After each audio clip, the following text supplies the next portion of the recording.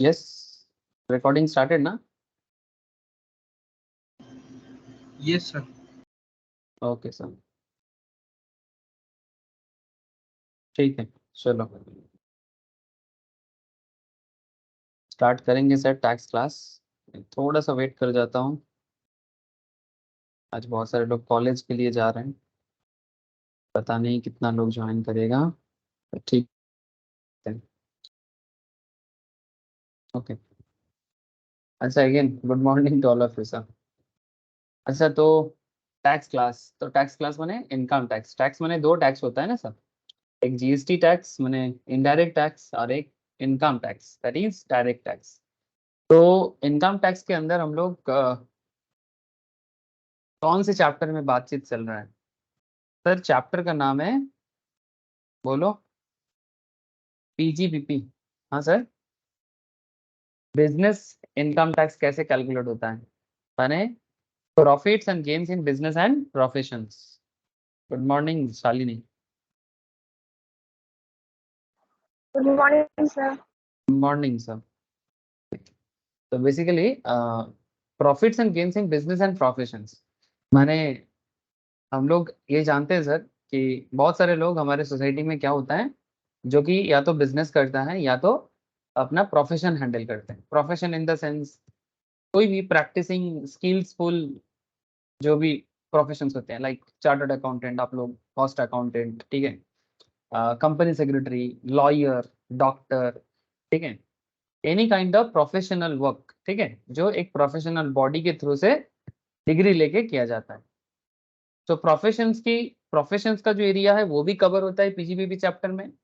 और सबसे बड़ा जगह जो बिजनेस का है, ठीक है, दैट इज अगर आप कोई भी बिजनेस करते हो जहां पर आप टर्नओवर करते हो, सेल करते हो, सर्विस हो या प्रोडक्ट, आप इनकम तो जरूर करते होंगे। तो चाहे आप बिजनेस संभालो चाहे आप प्रोफेशन संभालो, सर ये तो कोई पहला क्लास नहीं हो रहा है, ठीक है, मैं फिर भी एक बार रिकॉल करा रहा हूँ। ये आई थिंक पीजीपीपी का लेक्चर 9 होगा सर, ठीक है, 9 या 10th हो जाएगा। बहुत सारा क्लास करके आ रहे हैं सर, लेकिन PGBP is a big chapter, ठीक है। तो मैं इसमें कोई शॉर्टकट नहीं करता, क्योंकि शॉर्टकट करोगे तो मुश्किल हो जाएंगे सर, ठीक है। तो मैं शॉर्टकट नहीं, एक एक प्रोविजंस, एक एक सेक्शंस के ऊपर बात कर रहे हैं। तो मैं आपको अभी रिकॉल कराता हूँ कि हम लोग किस प्रोविजंस के अंदर या कौन से सेक्शंस के ऊपर बात कर रहे हैं, और आज क्या करेंगे।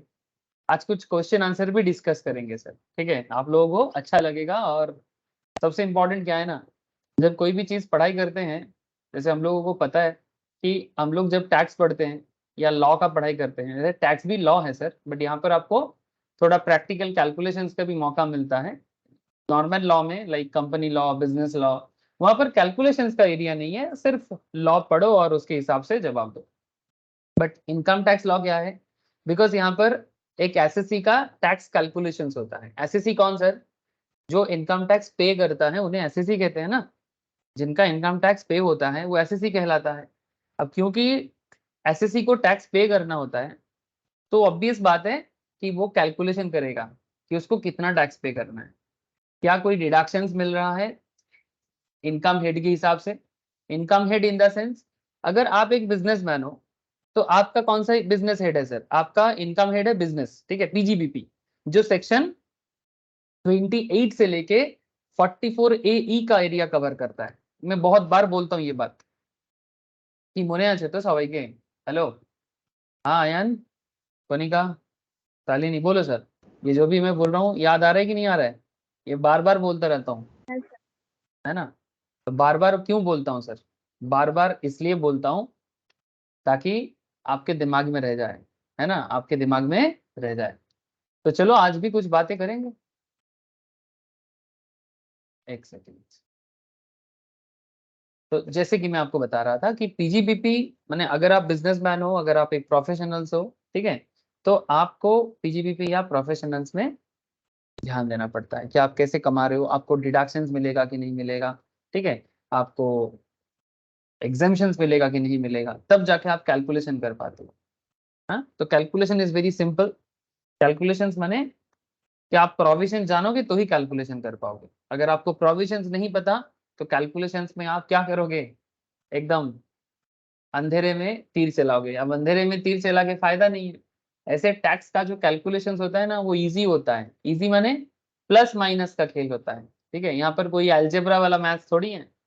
कैलकुलेशंस में कोई अलजेब्रा, कोई ए स्क्वायर बी स्क्वायर फॉर्मूला, ए क्यूब बी क्यूब फॉर्मूला, या फिर कोई इक्वेशन फॉर्म करना नहीं सर, ऐसा कुछ भी नहीं है, ठीक है। टैक्स का जो कैलकुलेशंस या मैथमेटिकल एरिया है that is basically plus minus into divided multiplications etcetera, ठीक है। लेकिन ये पूरा खेल डिपेंड करता है कि आपको नियम पता है कि नहीं। क्या आपको रूल पता है, तभी जाके आपका कैलकुलेशन सही होगा, एसएससी का टैक्स कैलकुलेशन सही होगा, गवर्नमेंट को उसका टैक्स मिलेगा, एसएससी को क्या क्या मिलेगा, एडवांटेजेस वगैरह अगर मिलेगा तो दिया जाएगा, नहीं मिलेगा तो नहीं दिया जाएगा। डिपेंड करता है कि एसएससी का मतलब जो भी उसका बिजनेस एरिया है, जो भी उसका कंडक्ट एरिया है, ठीक है, मतलब वो जिस एरिया में अपना बिजनेस करता है, ठीक है, वो कौन सा बिजनेस करता है, किस सेक्शन के तहत बिजनेस करता है, कौन सा एसेट यूज करता है, उसमें डिप्रिसिएशन का रेट क्या लगता है, सारा मैटर काम करता है सर। तो जैसे कि आप सभी को देखने को मिल रहा होगा कि हम लोग ना पूरा सेक्शंस भर भर के चर्चा कर रहे हैं। तो पीजीपीपी में मैंने स्टार्टिंग लेक्चर्स आई होप सभी कोई रिवाइज कर रहे हो या फिर भूल जाओगे नहीं तो, ठीक है, फॉर्मेट वगैरह सब पढ़ा के आया सर। तो जब मैं फॉर्मेट पढ़ाया था, मैंने फॉर्मेट लिखाया था कि कैसे पीजीपीपी कैलकुलेशंस होते हैं, पीएल को कैसे रेक्टिफाई किया जाता है, प्रॉफिट एंड लॉस अकाउंट को रेक्टिफाई कैसे किया जाता है। रेक्टिफाई इन द सेंस कि एज पर पीजीपीपी जो टैक्स कैलकुलेशंस होता है, इनकम टैक्स डिपार्टमेंट क्या करते हैं, अकाउंटिंग सिस्टम को जो भी फॉलो करके नेट प्रॉफिट कैलकुलेट होता है, इनकम टैक्स का मानना है कि उसमें कुछ गड़बड़ हो सकता है। तो इनकम टैक्स डिपार्टमेंट अपना नियम वगैरह सेक्शन 28 से लेके, ठीक है, 44 AE में पूरा बोला है, और उसके तहत आपको सारा चीजों को चेंज करना पड़ता है, ठीक है, एज पर दी टैक्स लॉजिक, ठीक है, जो income tax department government of India की तरफ से बनाते हैं। और चार्टर्ड अकाउंटेंट को, कॉस्ट अकाउंटेंट को, कंपनी सेक्रेटरी को, या फिर कोई भी टैक्स प्रोफेशनल्स या टैक्स प्रैक्टिशनर्स को ये रूल फॉलो करना पड़ता है। आप कोई भी हो सर, आप चार्टर्ड हो, आप सीएमए हो, आप सीएस हो, आप टैक्स प्रोफेशनल्स हो, आप प्रैक्टिशनर्स हो, डजेंट मैटर, आपको फॉलो करना किसको पड़ेगा, इनकम टैक्स डिपार्टमेंट को, है ना। किसको फॉलो करना है सर, इनकम टैक्स डिपार्टमेंट को। डिपार्टमेंट जैसे बोलेगा आपको वैसा ही करना है। आप अपना दिमाग नहीं लगा सकते। ऐसा नहीं कि सीए अपना दिमाग लगाएगा, सीएम अपना दिमाग लगाएगा, या कंपनी सेक्रेटरी बोलेगा नहीं नहीं मैं तो अपना दिमाग लगा लूंगा। नहीं सर, यहाँ पर अपना दिमाग का कोई खेल नहीं है। दिमाग बस याद रखेगा रूल को, दिमाग बस याद रखेगा रूल को, बस उसके बेसिस में आपको सारा काम करना है, ठीक है। और ऐसे आप लोगों में हमेशा बोलता रहता हूं कि अगर टैक्स जो भी पढ़ाई कर रहे हो ना, वट एवर चैप्टर चल रहा है, अब उसके ऊपर बेस करके साइट में आ जाओ इनकम टैक्स डिपार्टमेंट के। जैसे हम लोग अभी क्या कर रहे हैं, बिजनेस प्रोफेशन कर रहे हैं, तो आप यहाँ पर शॉर्ट में बहुत सारा चीज देख सकते हो, ठीक है। Deductions on which I can get tax benefits, ठीक है। पीजीपीपी जो लोग बिजनेस प्रोफेशन संभालते हैं उनको क्या क्या बेनिफिट मिलता है, क्या गाइडलाइंस है, शॉर्ट में सब दिया हुआ है, साइट में दिया हुआ है। रिटर्न क्या लगता है, कौन सा फॉर्म एप्लीकेबल होते हैं, टैक्स स्लैब्स क्या है, ठीक है, सारा चीज मिलेगा सर। जानो सर जानो, जितना जानोगे कम पड़ जाएगा। ये एकदम प्रैक्टिकल गवर्नमेंट के साइट में जाके देखने के लिए मैं हमेशा बोलता रहता हूँ, ठीक है। चलो सर, मैं आगे आगे ये टॉपिक एक आएगा रिटर्न फाइलिंग का, तब मैं इनकम टैक्स के जो गवर्नमेंट का साइड है ना वहां पर जाके रिटर्न फाइलिंग को पढ़ाते पढ़ाते ना सारा बात कर दूंगा आपको। मतलब आपको रिटर्न फाइलिंग जो रियल लाइफ में ज्यादातर काम होता है उसका भी आइडिया लग जाएगा, ठीक है। चलो कोई बात नहीं सर। लेकिन आप लोग कौन हो सर, आप लोग एक्सपर्ट्स हो, तो आपको बहुत जानना है। कम जान के फायदा नहीं है, आपको बहुत जानना है। तो सेक्शन 28, सेक्शन 29, 30 ये सब मैं बोल दिया। 30 से स्पेशल बात हुआ सर। क्या स्पेशल बात, ये जो प्रॉफिट एंड लॉस अकाउंट बनता है ना बिजनेसमैन का, प्रोफेशनल्स का, उसमें पीएल बनाया जाता है। क्या बनाया जाता है, PL. As per accounts you all know about PL, profit and loss account. तो प्रॉफिट एंड लॉस अकाउंट में बिजनेस का क्या होता है, प्रॉफिट होता है। अगर आप पीएल बनाते हो, बिजनेस के लिए पीएल बनाना होता है कि नहीं होता, हेलो। एक बिजनेसमैन अपने बिजनेस के इनकम को कैलकुलेट करने के लिए पीएल को फॉलो करते, मतलब पीएल बनाना पड़ता है उनको, हेलो। अरे हाँ या ना, प्लीज इतना तो बताओ सर, Yes, sir. है ना। तो प्रॉफिट एंड लॉस अकाउंट आपको क्या बताता है sir, profit, good good morning sir. Profit and loss account आपको क्या बताता है, आप इधर अपना एक्सपेंस प्रोवाइड करते हो और इधर आप अपना इनकम प्रोवाइड करते हो। आप पीएल बनाना जानते हो सर, है ना? तो एक साइड में इनकम, एक साइड में एक्सपेंस, माने सेल्स, और एक तरफ एक्सपेंसेस। सब कुछ करने के बाद आपको प्रॉफिट मिलेगा। 1 लाख करोगे 1 करोड़ करोगे, ठीक है, 10 लाख करोगे 10 करोड़ करोगे, वॉट एवर। अब इस प्रॉफिट के ऊपर क्या है, आपको टैक्स देना पड़ता है, आपको टैक्स जमा करना पड़ता है। ये प्रॉफिट आपका इनकम, एक्चुअली एक बिजनेसमैन का, एक प्रोफेशनल्स का इनकम उसका प्रॉफिट ही होता है। अब जो भी इनकम होगा उसके ऊपर गवर्नमेंट के घर में टैक्स सबमिट करना पड़ेगा। लेकिन इस इनकम को लेके चक्कर है, क्योंकि डिपार्टमेंट का मानना है, डिपार्टमेंट माने इनकम टैक्स डिपार्टमेंट, कि ऐसे बहुत सारा एक्सपेंसेस हैं जो शायद अकाउंट्स अलाउ कर दे आपको, शायद अकाउंटेंसी आपको अलाउ कर दे, but income tax department allowed नहीं करेगा। तो आपको एक्चुअली इनकम टैक्स में इसी को जानने में आपको पूरा समय देना पड़ता है। आपका पूरा टाइम इन्वेस्टमेंट इनकम टैक्स में, पीजीबीपी चैप्टर में इसी चीज में चले जाते हैं सर, कि किस कौन से एक्सपेंस को पीएल में डेबिट करने का मौका मिलेगा और किस एक्सपेंस को मौका नहीं मिलेगा।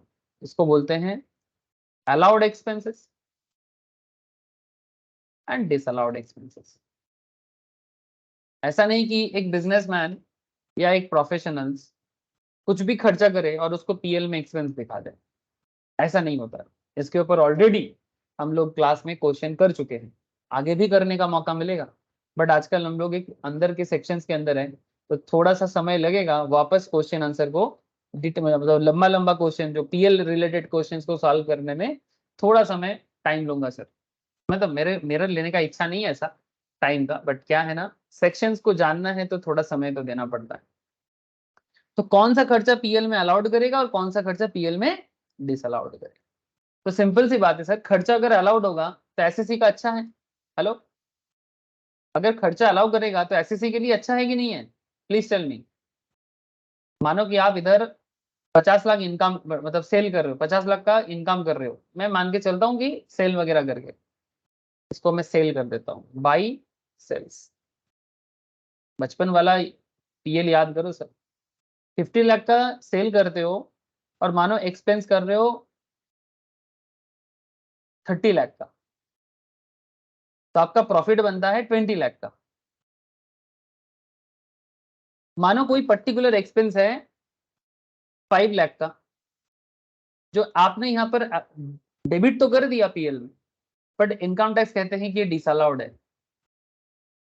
तो 30 लाख से क्या हो जाएगा, 5 लाख को हटाना पड़ेगा, तो आपका प्रॉफिट कम हो जाएगा, सॉरी प्रॉफिट आपका बढ़ जाएगा, क्योंकि ये 30 लाख माइनस हुआ है ना। 50 से 50 लाख से 30 माइनस किया आपने, तो 20 लाख का प्रॉफिट हुआ। अगर ये 30 की जगह 25 लाख माइनस करते तो ये 25 लाख का प्रॉफिट होता।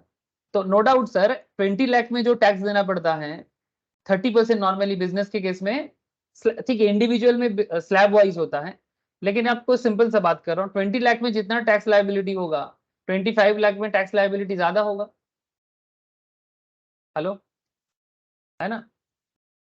तो एक्सपेंस अलाउड और डिसअलाउड कोई छोटा मोटा बात नहीं है। आप लोगों को मेरा बात समझ में आ रहा है सर? ये बात मैं रोज बोलता हूँ, हर एक पीजीबीपी क्लास में बोलता रहता हूँ। क्या आप लोगों को बात समझ में आ रहा है सर?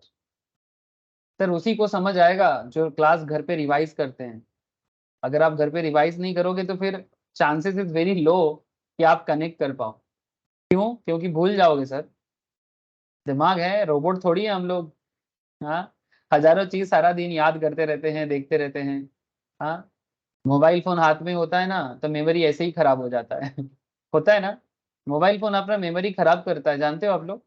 सारा दिन हम लोग मोबाइल फोन में इतना अलग अलग कंटेंट देखते रहते हैं, at the end of the day जब सोते हैं तो पता नहीं लगता है कि हम लोग सारा दिन किए क्या, क्योंकि इतना मोबाइल कंटेंट अवेलेबल है।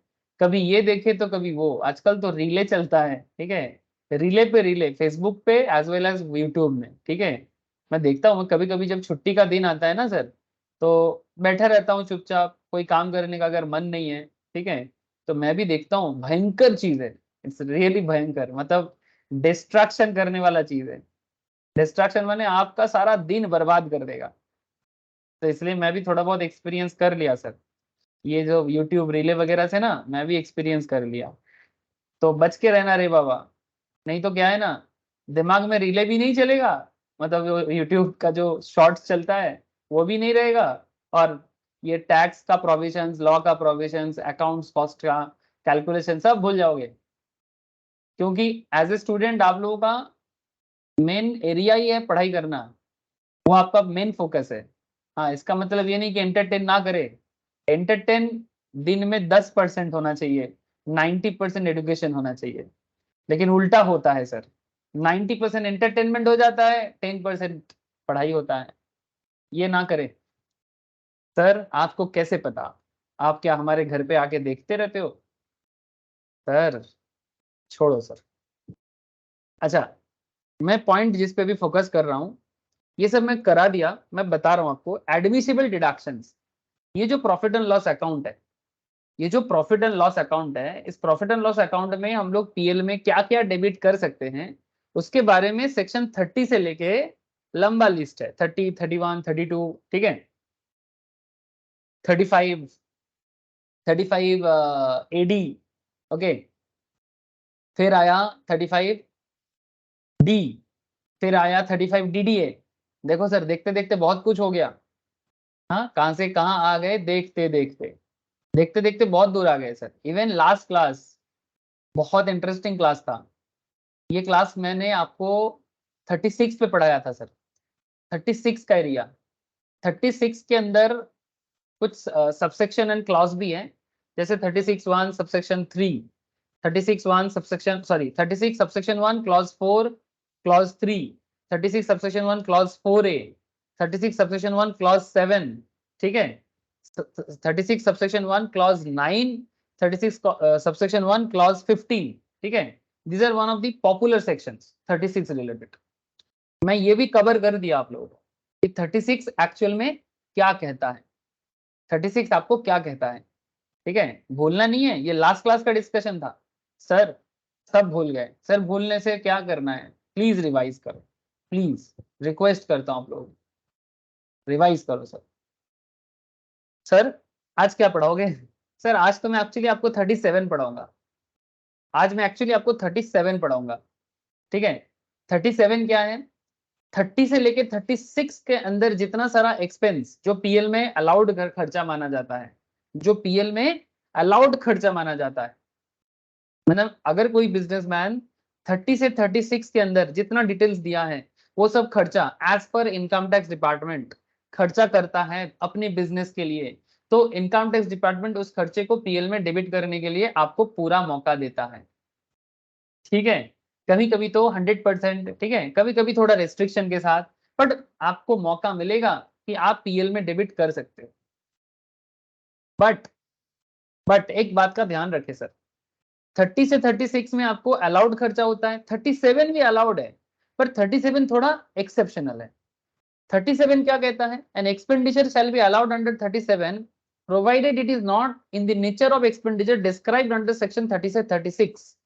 कहना क्या चाहता है, कहना यही चाहता है कि 30 से 36 के बीच में, 30 सेक्शन 30 से लेके 36 के अंदर जितना सारा पॉइंट कवर अप हुआ है, उसको छोड़ के अगर कोई खर्चा है वो 37 में आता है।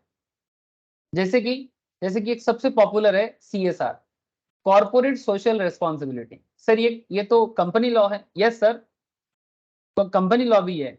Corporate social responsibility also deals in the companies act, ठीक है। ये जो सेक्शन 135 बोला है ना, ये 135 टैक्स का सेक्शन नहीं है, ये कंपनीज एक्ट का सेक्शन है। सर हम लोग तो अभी तक पढ़े नहीं, सर जो पढ़ चुके हो बहुत अच्छा, जो नहीं पढ़े वो बाद में पढ़ेगा ना, लेकिन कोई बात नहीं, आपको मैं बताऊंगा कॉर्पोरेट सोशल रिस्पॉन्सिबिलिटी क्या होता है। सर दुनिया का हर बात किताब पढ़ पढ़ के नहीं हो सकता, कुछ बातें आपको outside world like business world के साथ कनेक्ट करके भी खबर रखना पड़ता है। कितना पढ़ोगे सर, आप लोग प्रोफेशनल वर्ल्ड में घुस चुके हो, पढ़ पढ़ के दिमाग खराब हो ऐसे भी हो जाता है। तो फिर कहना क्या है सर, कहना है कि आप थोड़ा अपना दिमाग को ओपन रखो, चारों तरफ क्या हो रहा है देखो, सुनो, समझो, आप देखना हर बात कनेक्ट कर पाओगे, कनेक्शन बनना जरूरी है। मैं बताऊंगा 135 क्या बताता है, वो तो मैं कंपनीज एक्ट में बताऊंगा, बट टैक्स में उसका क्या काम ये भी मैं बताऊंगा। कॉर्पोरेट सोशल रिस्पॉन्सिबिलिटी, हर बिजनेस को अपने प्रॉफिट के, जो भी प्रॉफिट करता है, बड़े बड़े कंपनीज जिसका एनुअल टर्नओवर 500 करोड़, 1000 करोड़, ठीक है, ऐसा होता है। ऐसे कंपनीज को समाज के हित के लिए, सामाजिक रिस्पॉन्सिबिलिटी, कॉर्पोरेट सोशल रिस्पॉन्सिबिलिटी, सामाजिक हित के लिए खर्चा करना पड़ता है। मैंडेटरी है 2%, लास्ट 3 साल के प्रॉफिट का 2%। इतना कैलकुलेशन तो मैं कंपनी लॉ में कराता हूं कि 3 साल का प्रॉफिट कैसे कैलकुलेट होता है, वो सब तो लॉ में पढ़ाऊंगा, कंपनीज लॉ में पढ़ाऊंगा सर, डोंट वरी। लेकिन वो जो खर्चा है ना, उस खर्चे को पीएल में अलाउड नहीं करते। माने अगर कोई बिजनेसमैन कॉर्पोरेट सोशल रिस्पॉन्सिबिलिटी में मानो कहीं पर हॉस्पिटल बना दिया, कहीं पर रोड बना दिया, कहीं पर डस्टबिन, माने हाईवे साइड में होता है ना, डस्टबिन बनाना पड़ता है, जैसे जो हमारे कोलकाता में या फिर इंडिया में थोड़ा कम ही है, ठीक है, जगह जगह में डस्टबिन नहीं है और लोग डस्टबिन यूज भी नहीं करता, जहां मर्जी कूड़ा फेंकता रहता है। गुटखा खाया फेंक दिया, ठीक है, तिरंगा खाया फेंक दिया, सिगरेट खाया फेंक दिया, बीड़ी खाया फेंक दिया, मुंह में थूक आया फेंक दिया, ठीक है। गजब है हमारा भारत, ठीक है। हम लोग चाहते हैं कि देश डेवलप करे, बट देश को गंदा करने में, परिवेश को गंदा करने में हम लोग नंबर 1 बन गए सर। कुछ करना चाहिए, कैसे होगा पता नहीं सर, समय लगेगा। सच्चा एजुकेशन चाहिए, ट्रू एजुकेशन सिर्फ इंडिया को डेवलप करा सकता है। ये माइंड डेवलप होगा तब ना। डेवलपमेंट क्या इंफ्रास्ट्रक्चर से होता है? नहीं सर, माइंड से होता है। आपका मन डेवलप होगा तो आप डेवलप हो जाओगे, ठीक है। डेवलपमेंट, बड़े बड़े स्कूल, बड़े बड़े ब्रिज, हाँ सर, बड़ा बड़ा हॉस्पिटल से डेवलपमेंट नहीं होता। Development is a mental mental स्थिति है ये। आप मन से डेवलप होंगे ना, तो अगर आपका बड़ा बिल्डिंग भी ना होगा तो भी आप डेवलप काम करोगे। चलो सर, ज्ञान नहीं बांटेंगे, ज्ञान नहीं बांटेंगे सर, टैक्स पढ़ेंगे। तो ये कॉर्पोरेट सोशल रिस्पॉन्सिबिलिटीज के बारे में भी मैं बात करूंगा आपके साथ, ठीक है। लेकिन ये खर्चा अगर कोई बिजनेसमैन करता है, ध्यान से सुनना बात को मेरा, अगर कोई बिजनेसमैन कॉर्पोरेट सोशल रिस्पॉन्सिबिलिटी में खर्चा करता है और वो उसको पीएल में डेबिट करता है, तो ये गलत बात हो जाएगा। क्योंकि कॉर्पोरेट सोशल रिस्पॉन्सिबिलिटी प्रॉफिट के बाद होता है, और प्रॉफिट आप करने के बाद आपको उसका एप्लीकेशन करके आप सीएसआर करते हो, तो गवर्नमेंट उसको मना करता है कि आप उसको पीएल में डेबिट नहीं करवा सकते। मैंने आप पीएल में डेबिट करा के प्रॉफिट को कम नहीं दिखा सकते, क्योंकि सीएसआर का जो खर्चा होता है वो एक्चुअल में एक एप्लीकेशन है प्रॉफिट का। तो जो प्रॉफिट का ही एप्लीकेशन है, उसको दिखा के आप प्रॉफिट को कैसे कम करा सकते हो? Point be noted sir. मैं आपको बताता हूं, देखो सिंपल सी बात है। आप पीएल बनाते हो बिजनेस का, ठीक है, आप एक पीएल बना रहे हो। मैं सेम एग्जांपल यूज कर रहा हूँ, 2 मिनट पहले जो एग्जांपल मैंने यूज किया था। आप 50 लाख का सेल जनरेट कर रहे हो और एक्सपेंस के नाम पे, वैराइटीज एक्सपेंस अलाउड एक्सपेंस है, ठीक है, जो अलाउड करते हैं आपको पीजीबीपी। मान के चलते हैं कि आपने 30 लाख का एक्सपेंस किया। आप जो सीएसआर में खर्चा कर रहे हो, ठीक है, मानो आपका बिजनेस का नाम है एक्स लिमिटेड। अरे इसमें एक्स लिमिटेड क्या, टाटा बिरला अंबानी कोई भी आ सकता है। मानो आपका business x limited 50 lakh expense कर रहे हैं, सॉरी 50 लाख का सेल जनरेट कर रहा है, 30 लाख का एक्सपेंस हो रहा है, तो प्रॉफिट कितना हो रहा है? 20 लाख। अब मानो कि वो प्रॉफिट से ही एक्चुअली सीएसआर का खर्चा देना पड़ता है। मानो कंपनी प्रॉफिट के ऊपर बेस करके सीएसआर कर रहा है, जो भी प्रॉफिट करेगा 3 साल का प्रॉफिट लिया जाता है, उसके बेसिस में 2% देके फिर जाके 2% प्रॉफिट का 2% लास्ट 3 साल के प्रॉफिट के हिसाब से। मैं ज्यादा डिटेल्स में इसलिए नहीं जा पा रहा हूं क्योंकि वो कंपनी लॉ में सिखा जाएगा, लेकिन फिलहाल इतना तो समझ में आ रहा है ना कि प्रॉफिट से ही सीएसआर का खर्चा होता है। अब ये जो 20 लाख का नेट प्रॉफिट का प्रॉफिट आया, इसमें से आप सीएसआर में खर्चा करोगे, कॉर्पोरेट सोशल रिस्पॉन्सिबिलिटी। जैसे आप नहीं देखते कंपनी वगैरह क्या करते हैं, पार्क बना के देता है ना, आसपास में स्कूल, बच्चों के लिए स्कूल बना के देता है, ठीक है, जहां पर सभी लोग पढ़ते हैं। हाँ, कहीं होता है कि सिर्फ एम्प्लॉय के लिए होता है, वो अलग है, एम्प्लॉय के लिए होगा तो वो नहीं लिया जाएगा। कहीं पर देखना हॉस्पिटल बना के दिया, जो हॉस्पिटल जैसे Tata, Tata cancer research hospital, है ना, बहुत सारे जगह देखना टाटा ऐसे करते हैं। तो अगर आप ऐसे सोसाइटी के बेनिफिट के लिए सीएसआर के नाम पे खर्चा कर रहे हो, तो वो खर्चा, मानो कि आप यहाँ पर मानो 5 करोड़ का खर्चा कर रहे हो, सॉरी 5, चलो 10 लाख ले लेते हैं, 10 लाख खर्चा कर रहे हो सीएसआर में और आप उसको पीएल में डेबिट कर दिए, तो आपका प्रॉफिट घट जाएगा सर, प्रॉफिट आपका डिक्रीज हो जाएगा। लेकिन ये अलाउड नहीं है, ये 10 लाख आप CSR का खर्चा नहीं कर सकते PL में डेबिट, क्योंकि वो तो प्रॉफिट से ही दे रहे हो आप, तो फिर आप क्यों इधर दिखाओगे? ठीक है, ये सब कुछ छोटा छोटा बातें हैं कि क्या अलाउड करेगा क्या डिसअलाउड करेगा, इसी के बारे में आपको जानना है। तो सेक्शन 37 के बारे में भी मैं आपके साथ डिस्कस करूंगा। इसमें सिर्फ CSR ही नहीं है, और भी चीजें हैं जो आपको मैं बताऊंगा। ठीक है, जैसे कोई पॉलिटिकल पार्टी अपने सोवेनियर में, सोवेनियर होते हैं ना सर, ब्रोचर, ट्रैक्ट, पैम्पलेट वगैरह होता है जो पॉलिटिकल पार्टी पब्लिश करते हैं। तो मानो कोई पॉलिटिकल पार्टी के पैम्पलेट में, सोवेनियर में आपका बिजनेस का एडवर्टाइजमेंट है। ठीक है, देखो, any expenditure incurred for advertisement in any souvenir, brochure, tract, pamphlet etcetera published by a political party, ये खर्चा आपको अलाउड नहीं करेगा, नॉट अलाउड एज डिडक्शन। 37 बताता है आपको।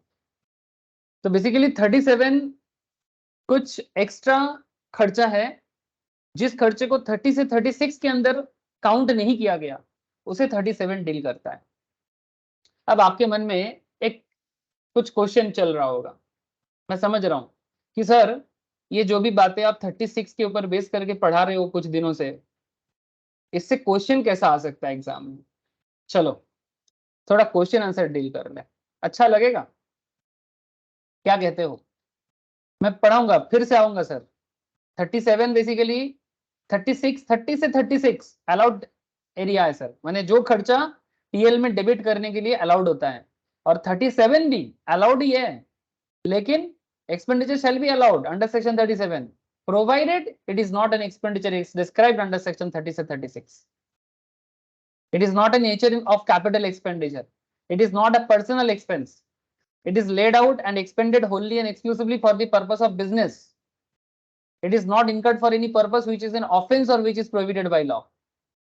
मतलब कोई ऑफेंस के लिए या कोई लॉ को तोड़ने के लिए आप कोई खर्चा कर रहे हो और वो खर्चा PL में डेबिट कर रहे हो, नहीं चलेगा। कॉर्पोरेट सोशल रिस्पॉन्सिबिलिटी जो सेक्शन 135 ऑफ कंपनीज एक्ट में, कंपनीज एक्ट बताते हैं आपको CSR करने के लिए, वो खर्चा भी आपको अलाउड नहीं करेगा। ठीक है, लेकिन आपको ना कुछ क्वेश्चन कराते हैं तो आपको ना थोड़ा क्लैरिटी मिलेगा कि मैं क्यों पढ़ूं, ये सब डिस्कशन क्यों करें, क्यों सुने। ठीक है, मन में चल रहा होगा कि सर तो पागल है ना, आके कुछ भी बकता रहता है ठीक है सर, लेकिन नहीं सर, मैं कुछ भी नहीं बकता रहता हूँ, कुछ कारण होता है तभी इतना बकता रहता हूँ। चलो मैं आपको बताता हूँ कि इतना बकने के पीछे क्या कारण है और आपको क्यों इतना मेरा बकबक झेलना पड़ता है। हाँ सर, आप लोग इतना मेहनत करते हो मेरा बकबक झेल के, मैं भी कभी कभी सोचता हूँ कि कैसे झेल लेते हो। मेरे घर पे तो कोई मेरे को सहन नहीं कर पाता इतना बकबक। देखो, हेलो सर, आप लोग कनेक्टेड हो?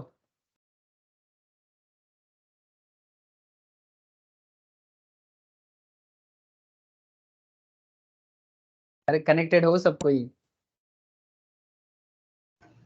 Yes sir. ओके सर, ठीक है सर। चलो देखो सर, मैं कुछ क्वेश्चन आंसर डील कर रहा हूँ कि एग्जाम आपको कैसे चैलेंज में डाल सकता है रिगार्डिंग सेक्शन 36, सेक्शन 37। ठीक है, मैं ओवरऑल कुछ क्वेश्चन आंसर आपके साथ डील करता हूँ, तो आपको ना आइडिया लगेगा कि 36, 37 हमें कैसे चैलेंज के सामने डाल सकता है। यहाँ से ट्रू फॉल्स क्वेश्चन हो सकता है, ठीक है, यहाँ से एनालिटिकल क्वेश्चन हो सकता है, ठीक है, और किसी बड़े क्वेश्चन के अंदर एक छोटा छोटा मोटा पॉइंट के हिसाब से भी हो सकता है। ठीक है, लेकिन आपको डेप्थ का नॉलेज रहेगा तभी जाके आप जवाब देने में सक्षम रहोगे, नहीं तो आप मुश्किल में पड़ जाओगे। ठीक है, तो मैं ऐसे ही कुछ ट्रू फॉल्स टाइप क्वेश्चंस को लेके आपके सामने अभी डिस्कस करूंगा। ठीक है, चलो सर आगे बढ़ते हैं, फिर मैं प्रोविजंस में आऊंगा सर, बहुत कुछ बताना है, लेकिन थोड़ा आइडिया ले लो। एग्जामिन विद रीजंस, आपको रीजन के साथ एग्जामिन करने बोल रहा है, मैंने आपको कारण भी बताना है, हाँ ना बोलने से नहीं चलेगा, सिर्फ हाँ सिर्फ ना नहीं, ऐसा नहीं है, आपको हाँ ना के साथ रीजंस भी पता होना चाहिए। तो क्या कहता है, examine with reasons the allowability of the following expenses incurred by mister Manav. Mister Manav कौन? As a wholesale dealer of commodity. Wholesale dealer of commodity तो कोई कॉमोडिटी बेचता है, ठीक है, like any kind of gold हो सकता है, कोई सिल्वर का प्रोडक्ट हो सकता है, कोई कॉमोडिटी, ठीक है, कोई मसाला हो सकता है। Under the income tax act 1961, while computing profits and gains from business or profession for the assessment year 2023-24। तो ये बेसिकली एक ट्रेडर है, होलसेल डीलर है, जो कॉमोडिटी में डील करते हैं, और इन्होंने कुछ खर्चा भी किया। तो जो खर्चा इन्होंने किया अपने बिजनेस के लिए, आपको क्वेश्चन यही है कि जो भी खर्चा ये करेगा अपने बिजनेस के लिए, कि ये सारा खर्चा पीएल में अलाउ करेंगे हम लोग। और आपको पता है कि अगर खर्चा अलाउ करेंगे तो प्रॉफिट कम होगा, और प्रॉफिट कम होने से मिस्टर मानव को बेनिफिट होगा, क्योंकि टैक्स लायबिलिटी कम हो जाएगा। और अगर खर्चा को अलाउड नहीं करेगा तो प्रॉफिट बढ़ जाएगा, और प्रॉफिट बढ़ेगा तो टैक्स लायबिलिटी बढ़ जाएगा, जो शायद मिस्टर मानव को पसंद नहीं आएगा। That is the main motto to understand these things, ठीक है। टैक्स पढ़ने का कुछ तरीका होता है सर। क्यों पढ़े टैक्स, कैसे पढ़े टैक्स? टैक्स का किताब खोल खोल के मैं कितने लोगों को रोते हुए देखा हूं। हाँ सर, टैक्स का किताब खोलता है रोता है, क्योंकि टैक्स पढ़ना ही नहीं आता है ना, मुश्किल होता है। हम लोग भी जब टैक्स फर्स्ट टाइम पढ़ रहे थे ना, बीकॉम टाइप का बात नहीं कर रहा हूँ, ठीक है, बीकॉम टाइप का बात नहीं कर रहा हूँ कि जहां पर आप बस पिछले साल का कुछ क्वेश्चंस को रट्टा लगा के चले गए और आ गए, नहीं, ऐसा नहीं चलता है। बहुत सारे प्रोविजंस होते हैं, अलग अलग बातें होते हैं। अगर आप कनेक्ट नहीं कर पाओगे ना, तो सब बातें आधा अधूरा सा हो जाएगा। मेरा एक टीचर थे सर, दिल्ली के टीचर थे, बड़ा नॉलेजेबल थे, बट पढ़ाते पढ़ाते ना कभी कभी थोड़ा सा अपना, क्या बोलते हैं, थोड़ा गुस्सा हो जाते थे, क्योंकि स्टूडेंट थोड़ा बोका बोका क्वेश्चन करता था, और टीचर का थोड़ा एज हो गया था, तो थोड़ा गुस्सा कर देते थे। तो ऐसे बोलते थे, नहीं पढ़ोगे तो कुछ समझ में नहीं आएगा, ये इनकम टैक्स है साहब, ये इनकम टैक्स है। ऐसा करके चिल्लाता था। तो चलो देखते हैं। Construction of school building, mister Manav एक स्कूल का बिल्डिंग कंस्ट्रक्ट कर रहा है, in compliance with CSR activity amounting 5,60,000। अभी मैं सीएसआर का ही बात कर रहा था। अब इत्तेफाक देखो, कोइंसिडेंस, पहला क्वेश्चन सीएसआर से ही पूछ ले। मैंने क्वेश्चन सिंपल है कि सीएसआर एक्टिविटी में जो 5,60,000 का खर्चा हो रहा है, क्या ये खर्चा अलाउड खर्चा है कि ये पीएल में अलाउड नहीं है? This is the question. अब आपको इसका जवाब देना है विथ इनकम टैक्स, ठीक है, कि ये अलाउड खर्चा है कि नहीं है। क्या कहते हो, अलाउड है? और अगर अलाउड है तो क्यों, और अगर नहीं है तो क्यों, है ना? चलो मैं आपको बताता हूँ। अभी मैं डिस्कस किया आपके साथ, तो इसके लिए ना, मतलब ऐसा नहीं, जवाब ऐसा नहीं होगा कि हाँ अलाउड है ना अलाउड नहीं है, ऐसा जवाब नहीं होगा, विथ रीजन बताना पड़ेगा। तो construction of school building in compliance with CSR activity under section 37 subsection 1, only expenditure not being in the nature of capital expenditure or personal expense and not covered under section 32-36। माने ये जो compliance के CSR activity का खर्चा है, सबसे पहले आपको सीएसआर का मतलब सबको क्लियर है? हेलो, क्या आप सबको सीएसआर एक्टिविटी का मतलब क्लियर है? प्लीज मुझे बताओ सर, कि सीएसआर एक्टिविटी क्या होता है। आप लोगों को ये बात समझ में आ गया? Yes sir. देखो मैं आपको सीएसआर एक्टिविटी का डिटेल्स दिखाता हूँ। जैसे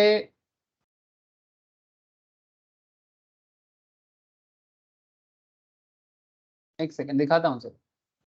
board of directors committee consumer calendar, ये आईटीसी का एनुअल रिपोर्ट है सर, ठीक है, ये आईटीसी का एनुअल रिपोर्ट है।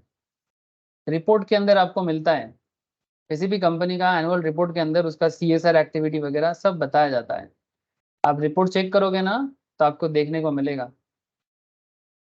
ये एनुअल रिपोर्ट है, जहां पर आपको कंपनी का फाइनेंस, कंपनी का बिजनेस एक्टिविटी, मैनेजमेंट एक्टिविटी, सब बातें होता है। और आप चेक करोगे ना तो मतलब कंपनी कहाँ कहाँ डेवलपमेंट के लिए काम कर रहे हैं, ठीक है। ट्रांसफॉर्मिंग लाइव्स एंड लैंडस्केप्स, एक सेकेंड, जैसे ये देखो एडुकेशन देना बच्चे लोगों को, ठीक है, स्किल एंड वोकेशनल ट्रेनिंग, ठीक है, 1 लाख यूथ एनरोल्ड।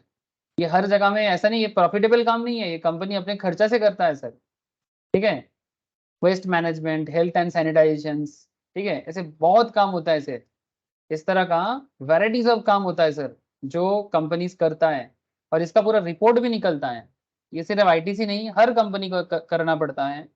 जैसे मेरे पास और भी रिपोर्ट था, अदानी का भी एक रिपोर्ट था, देखते हैं। ये अदानी का रिपोर्ट है, इसमें भी शायद मिल जाएगा। Corporate governance, corporate social responsibility, business responsibility, ये मिला। दिख रहा है आप लोगों को, 192 पेज में बता रहे हैं, देखो कॉर्पोरेट सोशल रिस्पॉन्सिबिलिटी दिखाई दे रहा है सर? हाँ, दिख रहा है कि नहीं? अरे हाँ या ना बताओ। Yes, sir. मैं आपको सब कुछ कहाँ मिलेगा सब बता दे रहा हूँ, कोई हवा में बात नहीं हो रहा है, और किताबी बात नहीं कर रहा हूँ सर, ये बुक्स में दिया तो बोल दिया नहीं। बुक्स में क्यों दिया? क्योंकि रियल में होता है इसलिए दिया। ऐसा नहीं कि आप बिना बात का पढ़ते रहोगे, बिना कारण का पढ़ते रहोगे, नहीं सर, दुनिया में कोई भी चीज बिना कारण में नहीं होता। एक पेड़ का पत्ता भी हिलता है, उसके पीछे भी किसी ना किसी कारण होता है, ठीक है। There is always a cause and effect relationship. So corporate social responsibility में 192 पेज में जाना पड़ेगा। 192, तो लो मिलेगा क्या 192? कितना दूर मिलेगा 192? एक सेकंड, बाप रे, बहुत बड़ा पेज है, हैंग कर जा रहा है।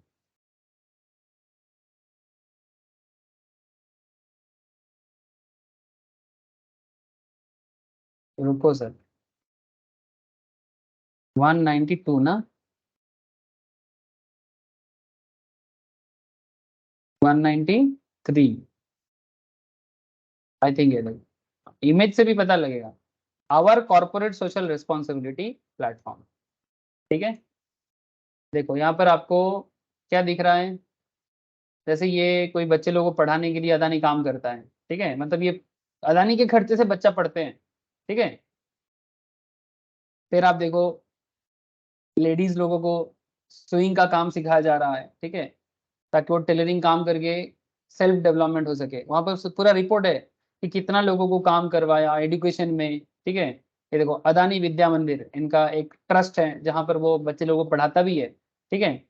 गरीब बच्चों को भी अलग से मौका मिलता है स्पेशली, ठीक है, जो पैसा वाला है उनको नहीं, गरीब लोगों के लिए specially. Corporate social responsibility, facilitating national scholarship and Jawahar Navodaya विद्यालय एंट्रांस कोचिंग, ठीक है। बहुत सारी चीजें हैं, एजुकेशन में है, कम्युनिटी हेल्थ में, ये देखो, ठीक है, क्या क्या काम हो सकता है, मैं उसी के बारे में आपको बता रहा हूँ। अदानी हॉस्पिटल्स भी बनाया है, ठीक है। ये देखो प्रोजेक्ट्स फर्स्ट इन दहेज, दहेज माने कोई ये दहेज एक जगह का नाम है गुजरात में। धामरा में वेलनेस सेंटर है, natural Terafil water filter in Kattupalli, South India में है। मैंने जहां जहां उनका बिजनेस होता है वहां वहां, ये देखो एनिमल सस्टेनेबल लाइवलीहुड डेवलपमेंट, ठीक है, कि मैंने किस तरह से गाय प्रतिपालन होना चाहिए, ठीक है, घर घर में लाइव स्टॉक फार्मिंग होना चाहिए, सब कुछ। ये देखो डैम बनाना, ठीक है, फिशरीज के लिए, जो फिशरीज का काम करते हैं उनके लिए, ठीक है। अदानी स्किल डेवलपमेंट सेंटर्स, ये देखो आउटरीच ऑफ प्रोजेक्ट्स, मुंद्रा में 2411 स्टूडेंट, नखत्रा में 1160, कहाँ कितना किसको क्या बेनिफिट मिला है, ठीक है, हर चीज का आपको डिटेल्स मिलेगा। पढ़ो ना सर, पढ़ो, पढ़ोगे तो जानोगे। स्पोर्ट्स के लिए भी, प्रोमोटिंग स्पोर्ट्स, ठीक है, कि कहाँ कितना स्पोर्ट्स में डेवलपमेंट कर रहे हैं, उसके बारे में भी बताया गया। क्या बोले सर, स्पजल प्रोजेक्ट, आई थिंक पानी का मतलब वाटर रिसोर्सेज डेवलप करना, ठीक है। ये देखो ये आपका हैंडीक्राफ्ट प्रोडक्ट्स, ठीक है, हैंडक्राफ्ट का जो प्रोडक्ट होता है ना, सब कुछ, बहुत सारा चीज होता है सर सीएसआर के अंदर, काफी खर्चा करना पड़ता है। तो बिजनेस करेगा, प्रॉफिट भी करेगा, तो अपने समाज को, अपने देश को कुछ लौटाएगा भी ना। ऐसे थोड़ी है कि बिना रिस्पॉन्सिबिलिटी का कुछ हो जाता है। आप कमा रहे हो तो फिर आप दे भी रहे हो रिटर्न, यही इसका मेन मकसद है। तो आपको यहाँ पर जो क्वेश्चन दिया था, इस क्वेश्चन के तहत क्या आप इसको पीएल में डेबिट कर सकते हैं कि नहीं कर सकते, ये आपको बताना चाह रहा है। तो अंडर सेक्शन 37 सबसेक्शन 1, जो सेक्शन अभी मैं आपको पढ़ा रहा था, only expenditure not being in the nature of capital expense, personal expense and not covered under 30 से 36 and incurred wholly and exclusively for the purpose of the business is allowed as deductions while computing business income। ठीक है, ये normal provisions कहता है। However, any expenditure incurred by an assessee on the activities relating to corporate social responsibility referred to in section 135 of the Companies Act 2013 shall not be deemed to have been incurred for the purpose of business। Corporate social responsibility business के लिए नहीं है sir, this is not for the purpose of business, this is your responsibility. Responsibility और business development में फर्क होता है। Hence shall not be allowed as deduction under section 37।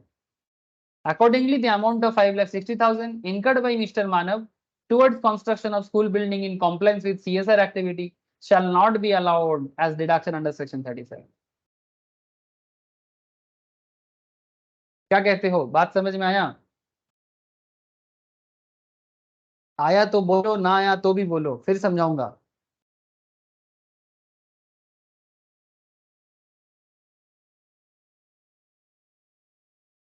अरे बोझा अच्छे। Yes, sir. मैंने बेसिकली अगर 5,60,000 का खर्चा वो कर रहा है, अपने बिजनेस से ही कर रहा है, अपने बिजनेस के प्रॉफिट से ही कर रहा है, जैसे अदानी करके रखा है, जैसे आईटीसी करके रखा है, टाटा बिरला अंबानी सब करता है। कौन कौन कंपनी सीएसआर में खर्चा कर सकता है और किन के लिए मैंडेटरी है, वो भी मैं आपको बताता हूँ। ठीक है, चलो आपको मैं सीएसआर में ही बात हो स्टार्ट हो गया तो फिर सीएसआर को ही बता देता हूँ आपको कि सीएसआर एक्टिविटी किन के लिए मैंडेटरी है। Just a second.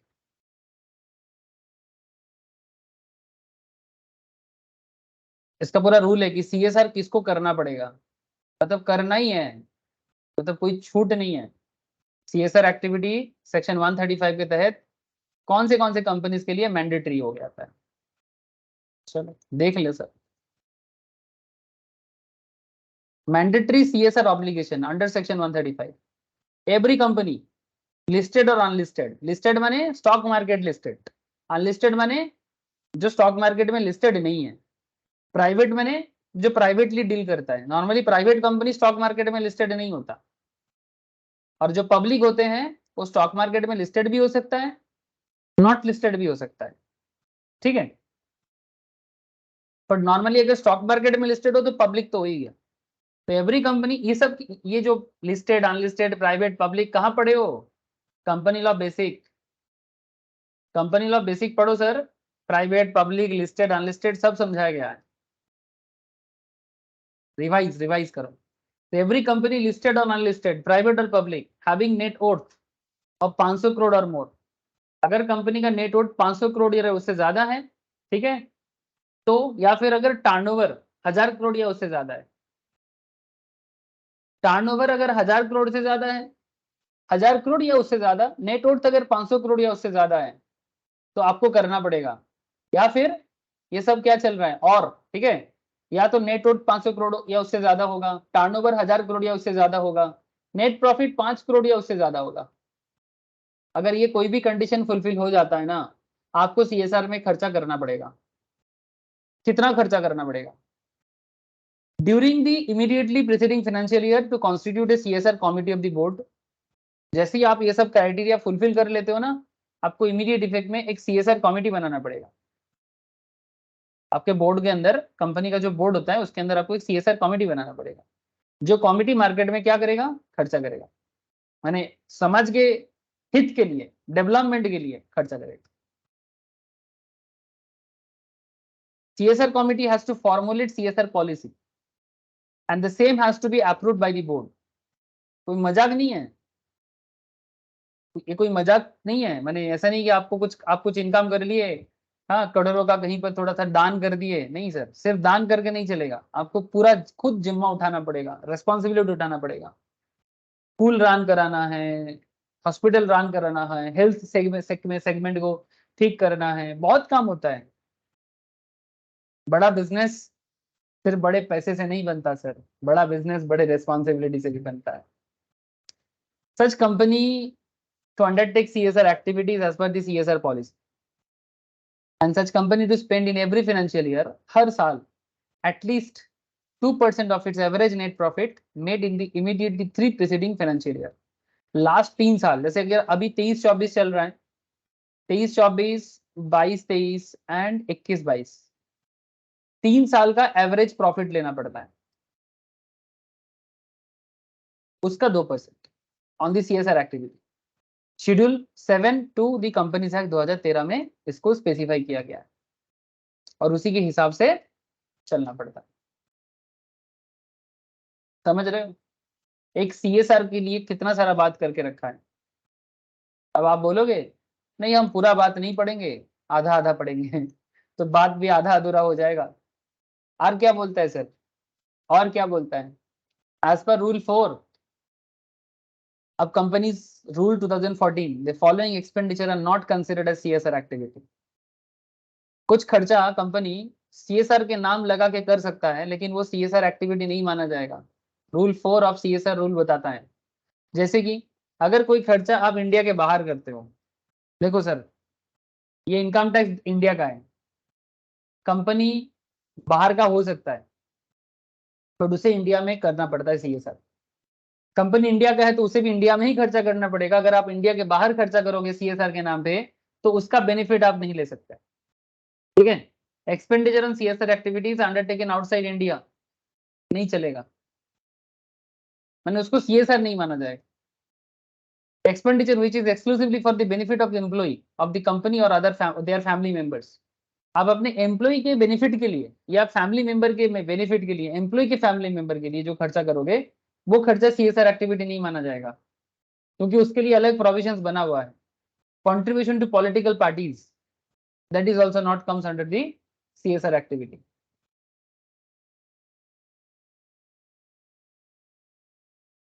Section 37 subsection 1 of the Income Tax Act 1961, only expenditure not covered under 30 to 36 and incurred wholly and exclusively for the business of the purpose of business is allowed as deductions while computing taxable business income।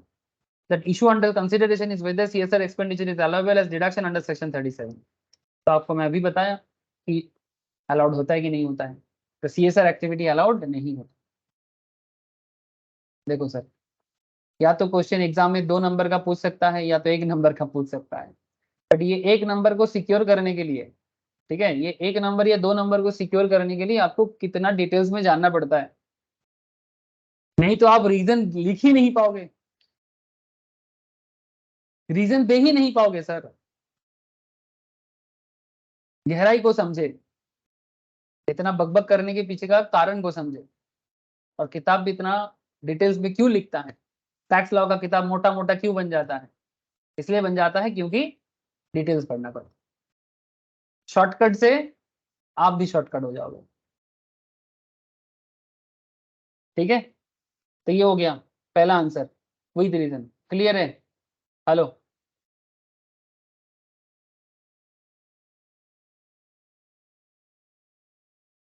বোঝা যাচ্ছে তো?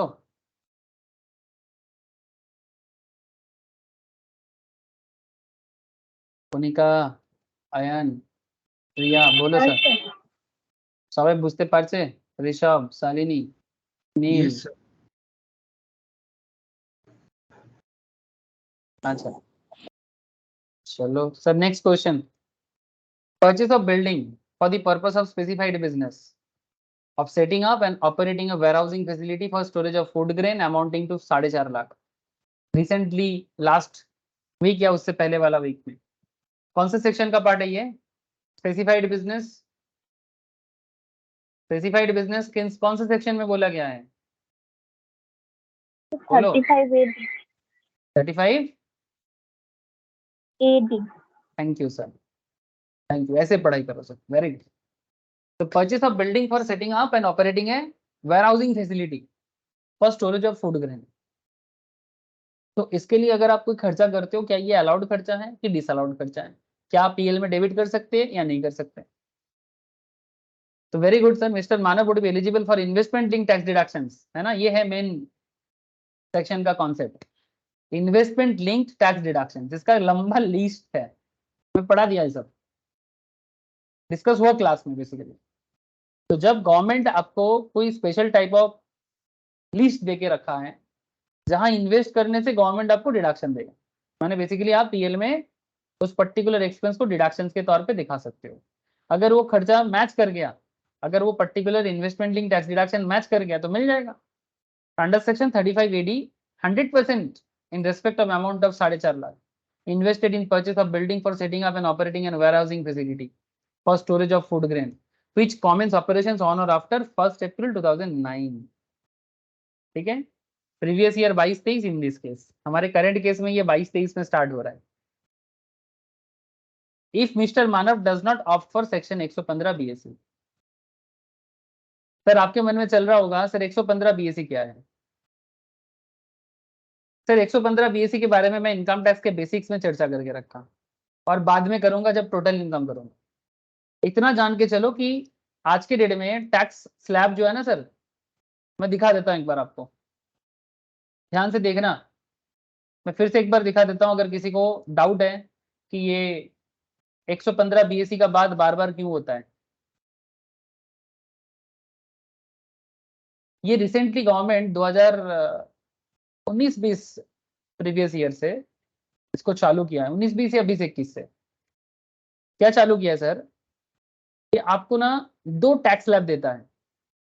Hello, आपको 2 तरह का tax slab देता है। मैं आपको इनकम टैक्स के साइड से ही दिखा रहा हूं, किताब में भी मिल जाएगा अगर किताब अपडेटेड है तो। क्या दिखते हैं सर? देखो, there is the old tax regime and there is the new tax regime.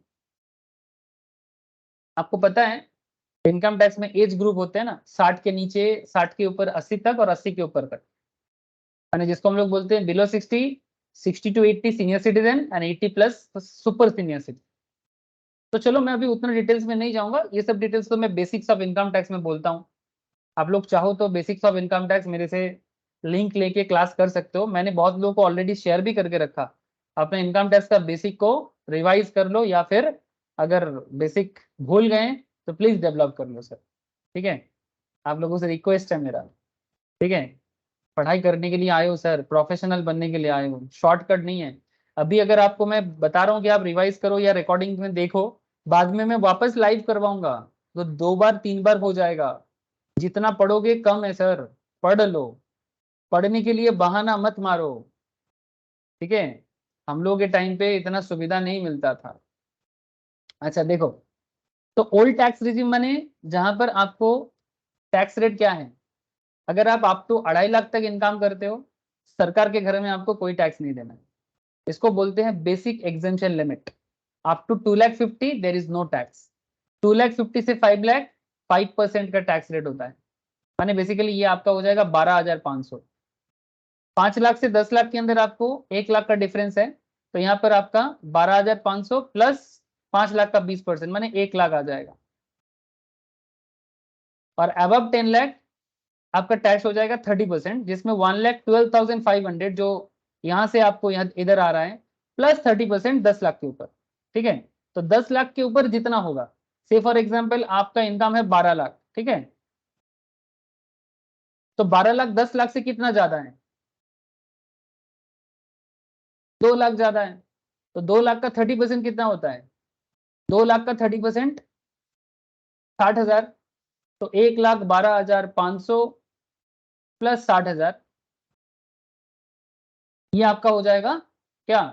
1,72,500 tax liability. इसके ऊपर लग जाएगा 4% का एडुकेशन एंड हेल्थ सेस। ठीक है, डोंट वरी, ये सब तो मैं बेसिक्स में कराता रहता हूँ, फिर करवाऊंगा बेसिक्स लाइव क्लास में। लेकिन उससे पहले अगर किसी को कर लेना है या कर लेना चाहिए तो प्लीज बेसिक्स का क्लास कलेक्ट करो और रिवाइज कर लो। बहुत डिटेल्स में हर एक बात को एक्सप्लेन किया गया है सर। लेकिन किंतु परंतु ये जो ओल्ड टैक्स रेजिम है ना सर, इस ओल्ड टैक्स रिजिम में आपको बहुत सारा टैक्स बेनिफिट मिलता है डिडक्शंस का, ठीक है, डिडक्शंस का बेनिफिट आपको बहुत सारा मिलता है। लेकिन न्यू टैक्स रिजिम जो 115 बीएससी के बारे में यहाँ पर बोला है, इसमें ना पहले से ही डिस्काउंटेड रेट है। देखो मैं आपको दिखाता हूँ, ध्यान से देखो, अप टू 2.5 लाख नहीं, इधर भी अप टू 2.5 लाख नहीं, माने 2,50,000, बट 2,50,000 से 5 लाख यहाँ पर 5%, यहाँ पर भी 5%, कोई प्रॉब्लम नहीं है यहाँ तक। बट यहाँ देखो आप, 5 लाख से 10 लाख 20% टैक्स है, यहाँ 5 से 10 लाख का स्लैब नहीं, 5 से 7.5 लाख का टैक्स है, जिसमें आपको 10% टैक्स देना। 7.5 से 10 लाख का 15% का स्लैब है, 10 लाख से 12.5 लाख का 20% का स्लैब है, 12.5 लाख से 15 लाख का 25% का स्लैब है, 15 लाख के ऊपर 30% का स्लैब है। डिस्काउंट रेट हुआ ना, हेलो,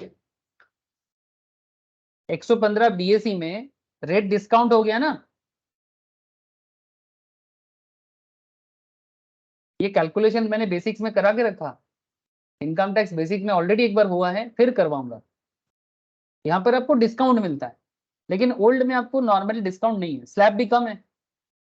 तो ओल्ड टैक्स में आपको बहुत सारा बेनिफिट मिल जाता है डिडक्शंस का, इंडिविजुअल हेड का भी, और 80C से 80U का जो टोटल इनकम कैलकुलेशन करने के बाद जो 80C से 80U का डिडक्शंस होते हैं ना, वो भी मिल जाता है।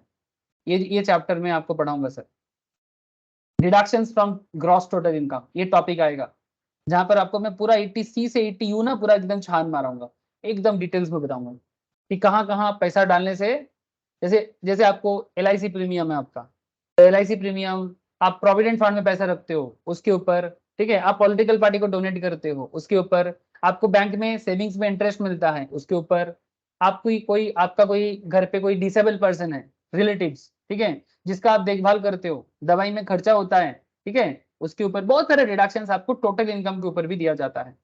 लेकिन ये दोनों जो सिस्टम है, ओल्ड में आपको सारा बेनिफिट मिलता है, ठीक है, यहाँ पर बेनिफिट अवेलेबल है सर, डिडक्शंस बेनिफिट अवेलेबल है, बट 115 बीएसई में आपको बेनिफिट ना के बराबर है, एक दो केस छोड़ के आपको कोई बेनिफिट नहीं मिलता। तो कौन सा केस है, मैं आगे आगे जब चर्चा होगा ना टोटल इनकम का, तब मैं बताऊंगा। ये जो चर्चा का विषय है ना, ये जो टैक्स स्लैब का कॉन्सेप्ट है, ये कहाँ बताऊंगा, ये चैप्टर में बताऊंगा सर, कि पहले सारा हेड एक बार मैं कंप्लीट कर दूं, डिडक्शंस फ्रॉम GTI यहाँ पर बताऊंगा, ठीक है। इसको बताते टाइम पे मैं आपको दोनों का डिफरेंस बताऊंगा। अब आपके मन में ये भी चल रहा होगा, सर पब्लिक किसके थ्रू से टैक्स पे करें। सर नॉर्मली सजेशन ये दिया जाता है कि जिसको जिस पे बेनिफिट मिले, अगर आपको यहाँ बेनिफिट मिले तो आप ये चूज करो, आपको यहाँ बेनिफिट मिले तो ये चूज करो, जहां आपको लाइबिलिटी कम हो वो चूज करो। बट हाँ, एक बार एक पर्टिकुलर सिस्टम चूज कर लोगे तो कुछ लिमिटेशंस है, कुछ रेस्ट्रिक्शंस है, वो आगे आगे बताऊंगा। अभी वो टॉपिक चल नहीं रहा है सर, अभी वो टॉपिक नहीं है, टॉपिक जब आएगा बताऊंगा। एक साथ खिचड़ी नहीं पकाना है। लेकिन लेकिन किंतु परंतु पॉइंट में आ जाते हैं जहां पर हम लोग छोड़े थे। आई होप कि आपको समझ में आ रहा है कि मैं क्यों आपको 115 बीएससी के बारे में फिर से बता दिया, थोड़ा सा बताया, ज्यादा नहीं। माने ये 35 AD का जो रूल है सर, घबराना नहीं सर, बहुत सारा बात एक साथ होता है, टैक्स है सर, क्या करे। Mr. Mana would be eligible for investment in tax deduction under section 35 AD at the rate 100% in respect of amount of 4,50,000 invested in purchase of building for setting up and operating and warehousing facility for storage of food grains which commence operations on or after 1 April 2009। हमारे case में 22-23, तो ये fulfil होता है। साथ में ये भी बोलता है कि mister Manav does not opt for section 115 BSc, अगर 115 BSc ऑप्ट नहीं करेगा तभी जाके मिलेगा, नहीं तो नहीं। Therefore, the deductions under section 35 AD while computing business income of such specified business would be 4.5 lakh if Mr. Manav opts for section 35। यानी अगर मिस्टर मानव 35 AD लेता है तो ऑब्वियस बात है कि 4.5 लाख उसको डिडक्शंस के तौर पे दिखाने का मौका मिलेगा। सिंपल सी बात है, माने ये अलाउड खर्चा है। लेकिन ये अलाउड खर्चा होने के लिए कुछ कंडीशन फुलफिल करना है, जो आपको प्रोविजंस में ऑलरेडी पहले भी पता था, वापस अब भी पता चलेगा। प्लीज टेल मी सर, ব্যাপারটা বোঝা যাচ্ছে? क्लियर है बात सर, बोलो hello. Yes, sir. Thank you sir.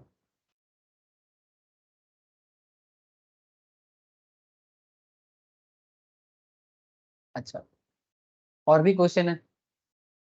Question 1 हो गया, क्वेश्चन 2 हो गया, question 3, interest on loan paid to mister X. Mister Manav loan लिया था मिस्टर एक्स से, रेसिडेंट है इंडिया का, उनको लोन का इंटरेस्ट दे रहा है 50,000 on which tax has not been deducted, जिससे टीडीएस नहीं काटा। ठीक है, the sales for the previous year 21-22 was 202 lakhs। Last year उन्होंने सेल किया था 202 लाख का। Mister X has not paid the tax if any on such interest. जो इंटरेस्ट उन्होंने दिया था उसमें अगर कोई टैक्स उन्होंने नहीं काटा, ठीक है, तो क्या ये इंटरेस्ट का जो खर्चा है ये अलाउड होगा?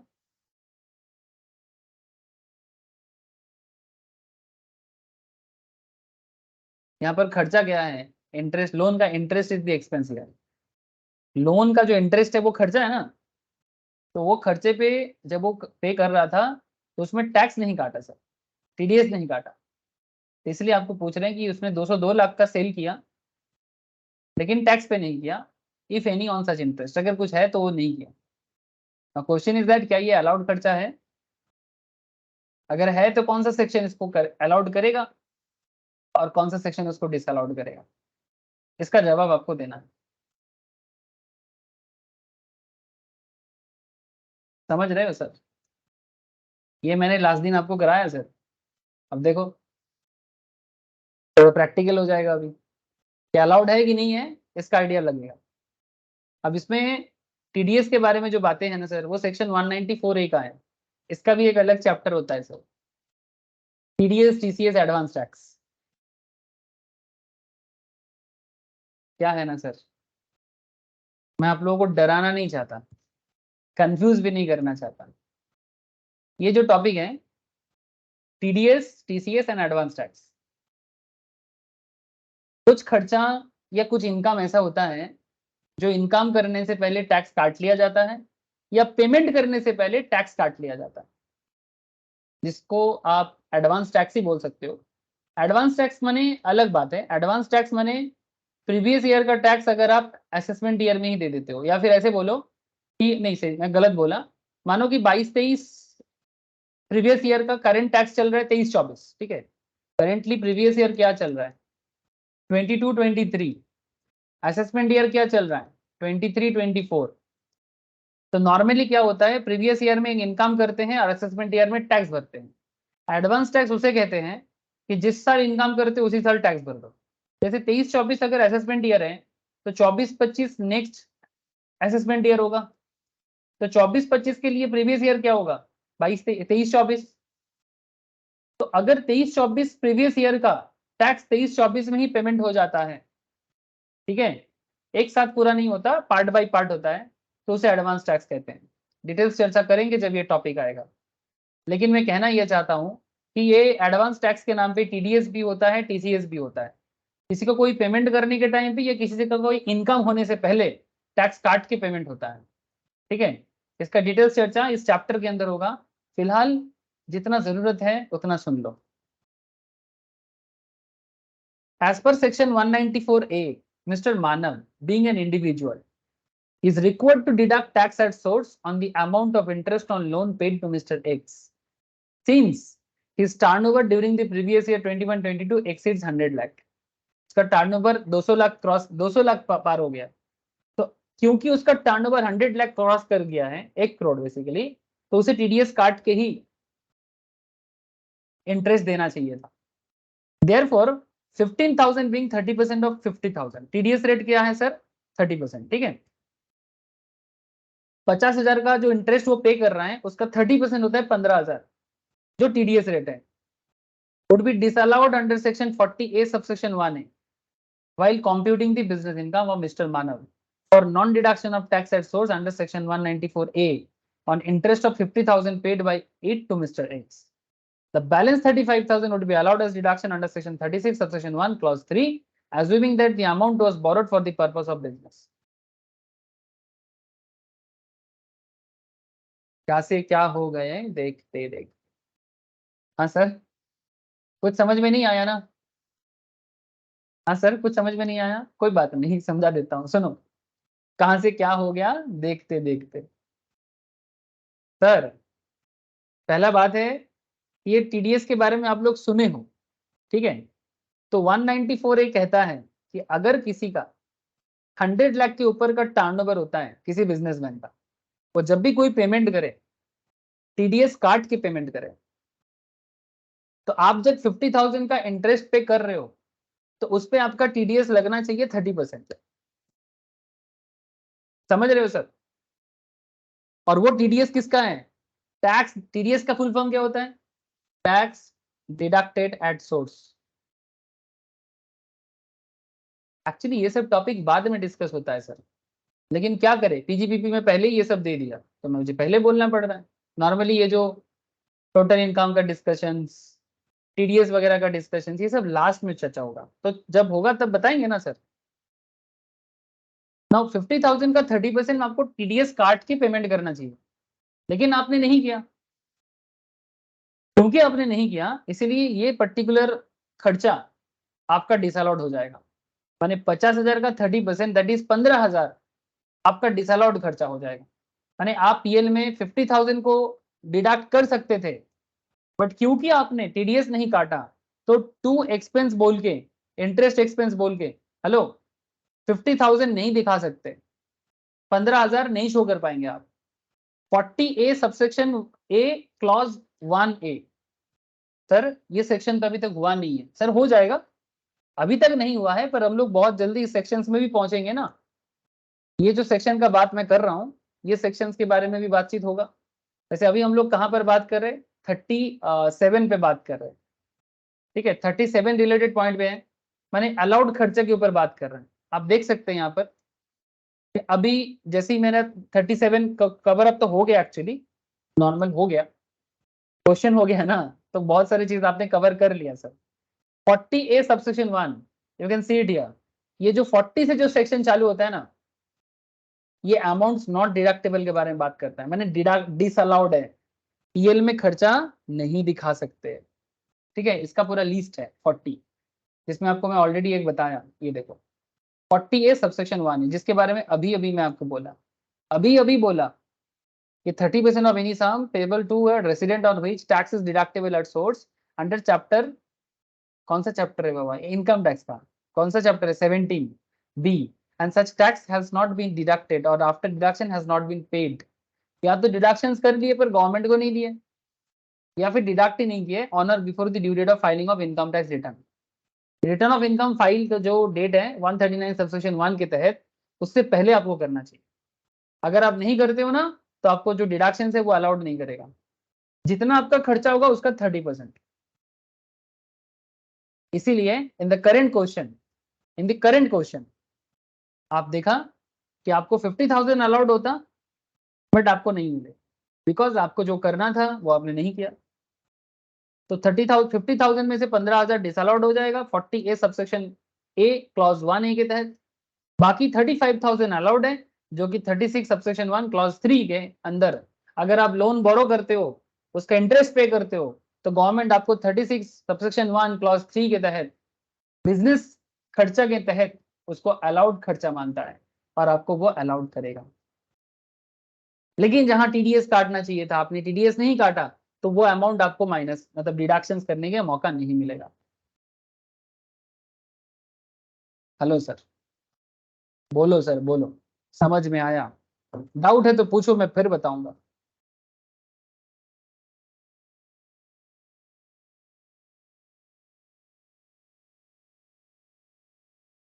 नील, बोलो सर।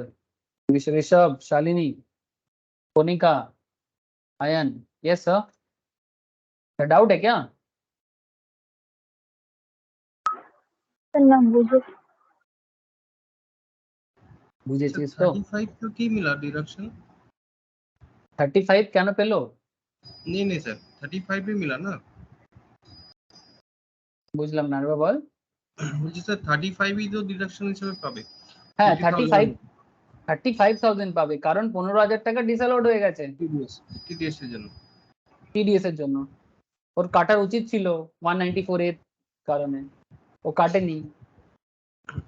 Okay sir. বুঝতে পেরেছিস? আর সেই ডিসঅ্যালাউডটা কোন সেকশনের জন্য হয়েছে?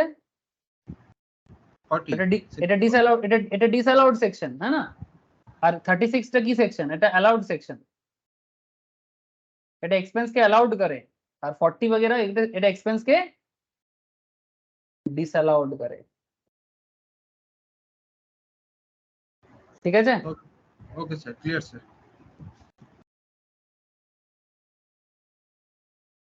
আর কি আছে question? commodities transaction tax paid 20,000 on sale of bullion.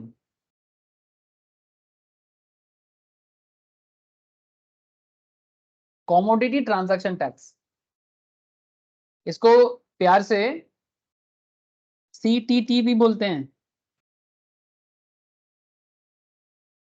CTT. अगर शेयर मार्केट होता, शेयर मार्केट में एसटीटी बोलते हैं। क्या बोलते हैं सर? एसटीटी। बुलियन क्या होता है? गोल्ड बिस्किट को बुलियन बोलते हैं। सर ये कॉमोडिटी क्या होता है? गोल्ड का क्या बिजनेस कर रहा है? समझाऊंगा, रुको। लेकिन पहले मैं आपको थोड़ा प्रोविजंस बता देता हूँ, या फिर पहले कॉमोडिटी के बारे में बताएं। चलो पहले कॉमोडिटी के बारे में थोड़ा जान लो। बुलियन वगैरह कहाँ ट्रेड होता है और उसमें कैसे ट्रांजैक्शन टैक्स पे करना पड़ता है, मैं थोड़ा आपको समझा देता हूँ। चलो सर।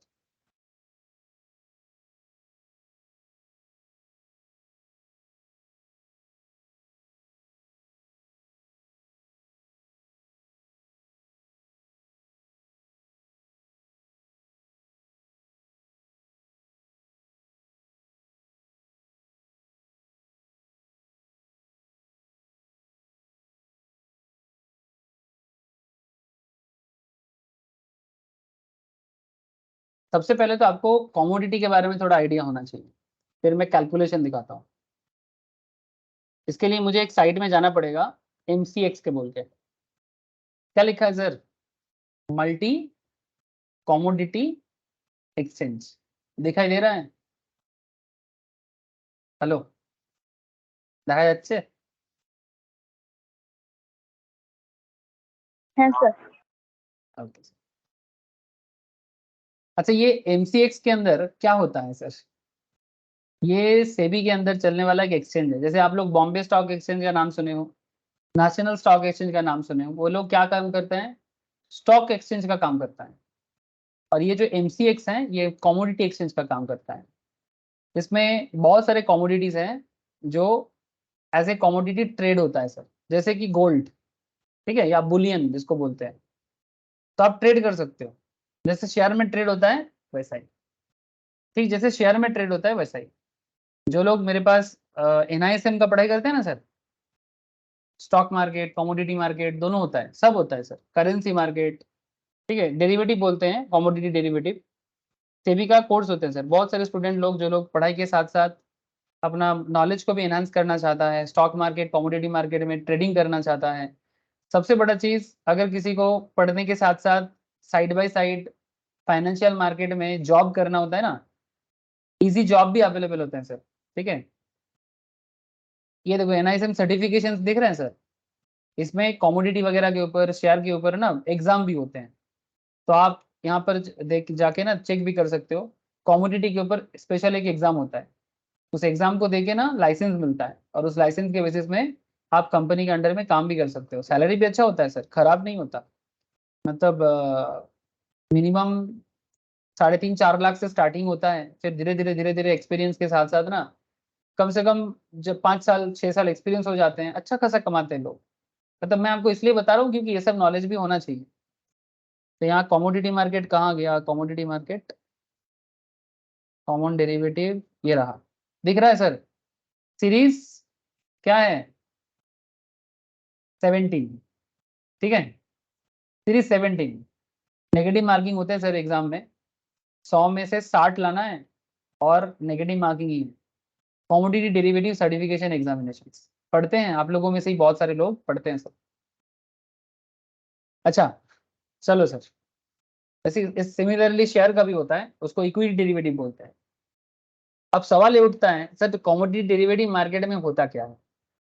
जैसे एल्यूमिनियम, गोल्ड, कॉपर, ठीक है, बहुत सारे प्रोडक्ट्स है sir, silver, crude oil, natural gas, ठीक है। जैसे शेयर मार्केट में लोग शेयर के बारे में जानता है या नॉलेज लेता है, फिर शेयर में इन्वेस्ट करते हैं, ट्रेड करते हैं। सिमिलरली कमोडिटी मार्केट में भी लोग गोल्ड में इन्वेस्ट कर सकता है, ट्रेड कर सकता है, ठीक है, डेरिवेटिव में खेल सकता है, ऑप्शन ट्रेडिंग हो सकता है, ठीक है।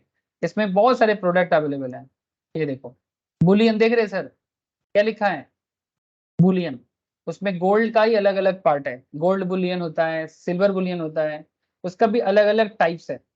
बेस मेटल्स में एल्यूमिनियम है, कॉपर है, लेड है। सर ये सब क्यों करता है लोग? सर यही तो है जो इकोनॉमी को बनाता है। कॉमोडिटी तो है, अगर सोना होगा तो सोना का ज्वेलरी दुकान होगा, ठीक है। घर घर में लोग ज्वेलरी के पीछे भागता है ना, हर कोई, ठीक है। अच्छा, मेटल, मेटल के बिना तो पूरा इंडस्ट्री रुक जाएगा सर। कॉपर नहीं होगा तो आपके घर में करंट नहीं आएगा। एल्यूमिनियम नहीं होगा तो घर पे दरवाजा नहीं बनेगा, गाड़ी नहीं बनेगा, इंडस्ट्री बंद हो जाएगा। निकल जिंक नहीं होगा तो बस क्या बताऊं सर आपको। एनर्जी, क्रूड ऑयल के बिना क्या हालत हो सकता है, नेचुरल गैस के बिना क्या हालत हो सकता है, कॉटन के बिना पहनोगे क्या, ठीक है। कपास, mentha oil, crude oil, palm oil, मसाला का भी अलग होता है, ठीक है। मसाला वगैरह भी मार्केट में बिकता है सर, कैडामोम, बहुत सारी चीजें। सर कहना क्या चाहते हैं? सर कुछ नहीं, ये मार्केट में डिमांड सप्लाई के ऊपर बेस करके कभी इसका दाम बढ़ता है, कभी इसका दाम गिरता है। तो जो मार्केट को जानता है, जो कमोडिटी मार्केट को समझता है, वो इसके बेसिस में डील करता है, डील करता है, ठीक है। कभी बाई करता है, कभी सेल करता है, मैंने कम दाम में लिया, ज्यादा दाम में बेचा, टारगेट यही होता है। लेकिन अगर अपना डायरेक्शन गलत हो गया तो लॉस भी खा जाएगा। जो इकोनॉमी को पढ़ सकता है, who can read the economy, they can only get the advantage of gaining some profit from this market. बहुत पढ़ना पड़ता है सर, तब जाके होता है। तो हम लोग यहाँ पर टैक्स में बात कर रहे हैं, ठीक है। हम लोग यहाँ पर टैक्स में बात कर रहे हैं, किसमें? टैक्स में। बात सिर्फ इतना सा पूछा गया, आई होप आपको समझ में आ गया कि कमोडिटी क्या है। और जब कमोडिटी में ट्रांजैक्शंस होता है ना, एक टैक्स होता है जो गवर्नमेंट के घर में जमा होता है। हेलो, जब कमोडिटी में ट्रांजैक्शंस होता है तो उसमें, जैसे मैं यहाँ पर अगर सर्च करूँ बुलियन, ये एमसीएक्स का बुलियन इंडेक्स है। अच्छा, कोई भी एक ले लेता हूं मैं, aluminium, lot size 1 metric ton, margin जमा करना है 22,224, प्राइस है 197, प्रीमियम है एक्चुअली, ठीक है। कैलकुलेट करो।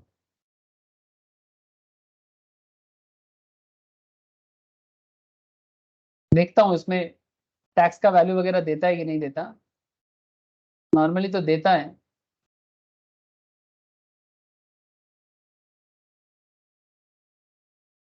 मतलब जब आप बाई करते हो या सेल करते हो ना सर, तो उसमें आपको मैं शेयर में दिखा देता हूँ, इसमें कमोडिटी में पता नहीं टैक्स का वैल्यूएशन क्यों नहीं दिखा रहे हैं। एक सेकेंड, ये दोनों टॉपिक आप लोगों का है, CTT and STT. Zero the calculator, एक सेकेंड, ब्रोकरेज कैलकुलेटर, हाँ ठीक है। ये देखो सर, जब भी हम लोग कोई पर्टिकुलर शेयर बाई सेल करते हैं ना, तो उसमें ना, ये देखो एसटीटी दिख रहा है सर। हेलो, एसटीटी माने सिक्योरिटी ट्रांजैक्शन टैक्स, और कमोडिटी मार्केट में इसी को सीटीटी बोलते हैं। मुझे अभी मिल नहीं रहा था, जब मिलेगा मैं दिखा दूंगा सर। सिमिलर तरीके से होता है, जो इंट्राडे वगैरह करता है उसका एसटीटी थोड़ा कम होता है, जो डिलीवरी में करता है, मैंने इन्वेस्टमेंट करता है, उसका एसटीटी थोड़ा ज्यादा होता है। अगर कोई किसी शेयर को 1,000 टका में बाई करता है और 1100 में सेल करता है, 400 क्वांटिटी है, तो उस पर कितना टैक्स सरकार लेगा वो बता रहा है। तो ये जो टैक्स का खर्चा है, और अगर आप इसको बिजनेस में डील करते हो, माने मानो शेयर मार्केट में या कमोडिटी मार्केट में डील करना आपका बिजनेस है, ठीक है, और उसमें आप टैक्स पे करते हो, ये ट्रांजैक्शन टैक्स पे करते हो, उसी के बारे में ये क्वेश्चन है कि कमोडिटी ट्रांजैक्शन टैक्स पे 20,000 ऑन सेल ऑफ बुलियन। अब इसके बारे में आपको सेक्शन वाइज जवाब देना पड़ता है। तो सबसे पहले देखो मैं क्यों आपको इतिहास भूगोल पढ़ा दिया, कॉमोडिटी के बारे में थोड़ा सा नॉलेज दिया मैंने, ज्यादा डिटेल्स में नहीं बोला, हल्का सा टच दिया कि क्या है, कम से कम इतना जानो कि NISM का एग्जाम भी होता है, ठीक है। कॉमोडिटी मार्केट एक एक्सचेंज है जहां पर हम लोग मार्केट में, अच्छा जब आप बुलियन या सोना पे इन्वेस्ट करोगे या ट्रेड करोगे तो घर पे लाना जरूरी नहीं है सर। यानी जैसे हम लोग सोना की दुकान में जाके PC चंद्र ज्वेलर्स या MP ज्वेलर्स में जाके गोल्ड परचेस करके घर लाते हैं, वैसा नहीं करना है। सारा चीज वर्चुअल हो जाएगा। हाँ, आप चाहो तो उसको कन्वर्ट कर सकते हो फिजिकल में, बट सारा खेल वर्चुअल में होगा। लेकिन सब गवर्नमेंट डेटा है, ऐसा नहीं कि ये सब गवर्नमेंट के पास है। आपको बस इन्वेस्ट करना है, ट्रेड करना है, मार्केट डिमांड सप्लाई गैप के ऊपर बेस करके, प्राइस अप एंड डाउन के ऊपर बेस करके ट्रेड में पैसा लगाना है। बहुत बड़ा मार्केट है सर, नॉलेज भी बहुत चाहिए होता है, पढ़ना है। जैसे जो लोग NISM कर रहे हैं वो पढ़ रहे, जान रहे, जॉब भी बहुत है मार्केट में, जॉब भी बहुत अवेलेबल है। Yes sir. और साथ में देखो सर, जो लोग CA CA में पढ़ता है, मैं उनको रिकमेंड करता हूँ कि आप पढ़ो सर NISM। क्योंकि आप NISM पढ़ोगे तो आपको एक स्पेसिफिक शेयर मार्केट का, कमोडिटी मार्केट का, करेंसी मार्केट का नॉलेज मिलेगा। और ये सब नॉलेज आपको पढ़ने में भी हेल्प करता है, क्योंकि ये सब फाइनेंशियल का ही एक एप्लीकेशन एरिया है, ठीक है। तो जो लोग शेयर मार्केट, कमोडिटी मार्केट जानता है, उनको मुझे इतना नहीं बोलना पड़ता। वो मेरे को बोलता सर सब पता है, आप आगे बढ़ो।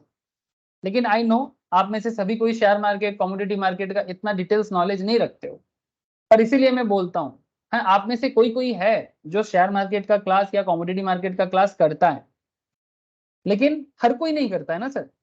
तो तब मुझे थोड़ा सा टच एंड गो करना पड़ता है, नहीं तो मेरे को क्या दिमाग खराब करना है सर, ऐसे ही बहुत बकबक करना पड़ता है सारा दिन। तो मैं क्यों आपको MCX के साइड में लेके गया, क्यों मैं आपको कमोडिटी एक्सचेंज के बारे में बोला, क्यों मैंने आपको NISM एग्जाम के बारे में बोला, ताकि आप समझो कि ये कितना बड़ा मार्केट है, और उसके बेसिस में टैक्स में क्या होता है वो भी आप जानो।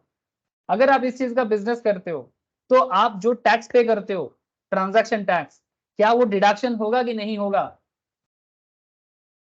सर कहाँ का बात कहाँ आ रहा है, कहाँ का बात कहाँ आ रहा है। Commodity transaction tax paid in respect of taxable commodities transactions entered into in the course of business during the previous year is allowable as deductions, provided the income arising from such taxable commodity transaction is included in the income of computed under the head PGBP। एक चीज का ध्यान रखना पड़ेगा, आप जो income करोगे ये आपको बिजनेस इनकम के तौर पे दिखाना पड़ेगा। मैंने आपको अकाउंट्स वगैरह मेंटेन करके PGBP इनकम बताना पड़ेगा, तब जाके आप जो भी ट्रांजैक्शन टैक्स पे करोगे आप उसको डिडक्शंस के तौर पे इनकम टैक्स के तहत दिखा सकते हो। तो ये कौन सा सेक्शन बताता है, 36 subsection 1 clause 16। Taking that income from the commodity transaction is included while computing the business income of Mr. Manav, the commodity transaction tax of 20,000 paid is allowable as deduction under section 36 subsection 1 clause 16। मैंने 20,000 का खर्चा allowed खर्चा है। अगर आप इसको PGBP में deal करते हो, यानी कमोडिटी में बिजनेस करना आपका बिजनेस है, और इसके लिए आप PGBP अकाउंट भी मेंटेन करते हो, और उसमें आप कमोडिटी ट्रांजैक्शन टैक्स भी पे करते हो, तो वो 20,000 का टैक्सेशन जो है वो आप खर्चा दिखा सकते हो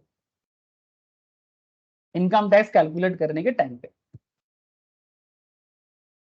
अब इसमें दो सेक्शन आता है सर, ये जो पॉइंट मैं आपको अभी गो थ्रू करवाया, इसमें मेनली दो सेक्शंस आता है। एक आपका 36 सबसेक्शन 1 क्लॉज 6, और एक होता है आपका 36 सबसेक्शन 1 क्लॉज 15, ठीक है। एक 16 और एक 15, देख लो सर, देख लो।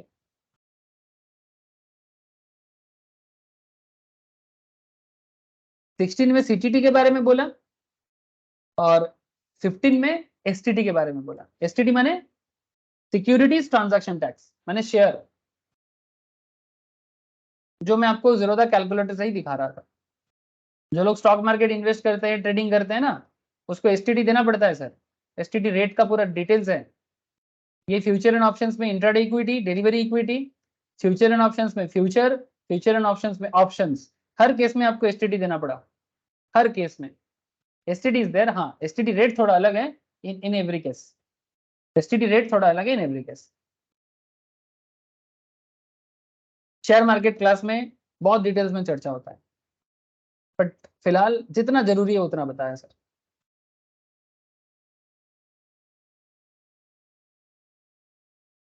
हो जाएगा ना बेटा?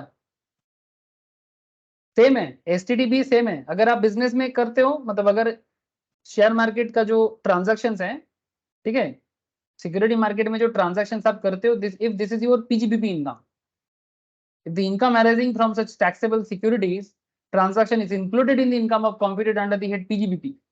नॉर्मली जो आर्बिट्रेज फार्म होता है, ब्रोकिंग फार्म होते हैं, वो शेयर मार्केट में ट्रांजैक्शंस करके बिजनेस भी करते हैं, उनके केस में ये सब अलाउड होता है।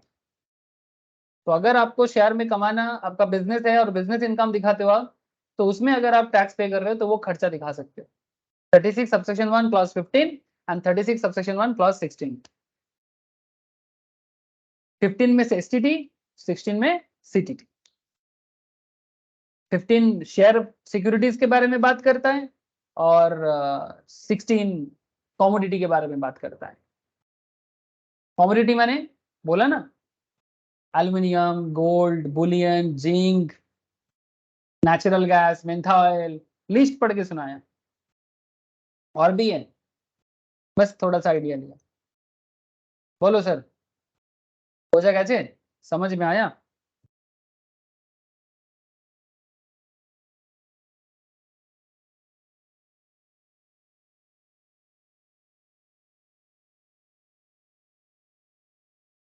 हाँ सर, नहीं आया? नहीं आया तो बोलो क्या नहीं आया।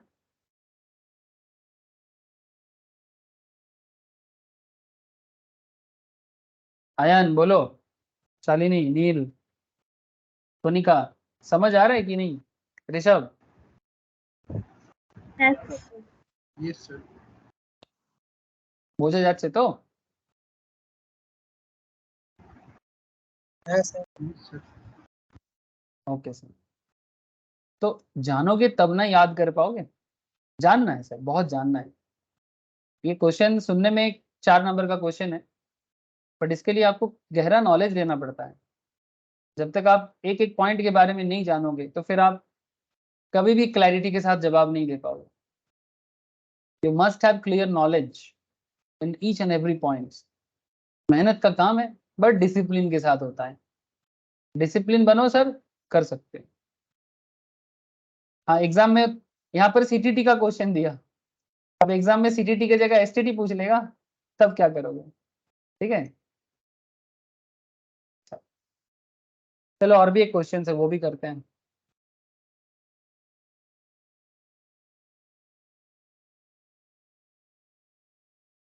तो ये भी अच्छा क्वेश्चन है। Examine with reasons for the following subdivisions whether the following statements are true और फॉल्स। तो स्टेटमेंट दिया है, आपको बताना है कि स्टेटमेंट ट्रू है कि फॉल्स है, having regard to the provisions of the income tax act 1961।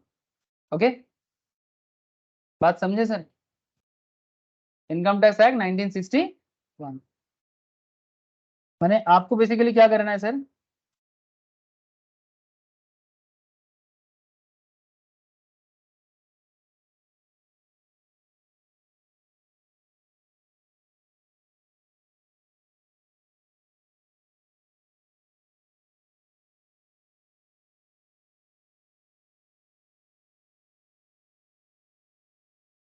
Hello, समझ में आ रहा है ना सर?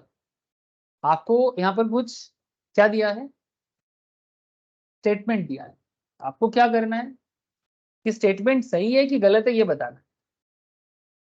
जैसे यहाँ पर पहला पहला दिया है sir, for a dealer in shares and securities. Sir कहीं भी जाओ, शेयर सिक्योरिटी दिमाग दिमाग से बाहर नहीं जाता।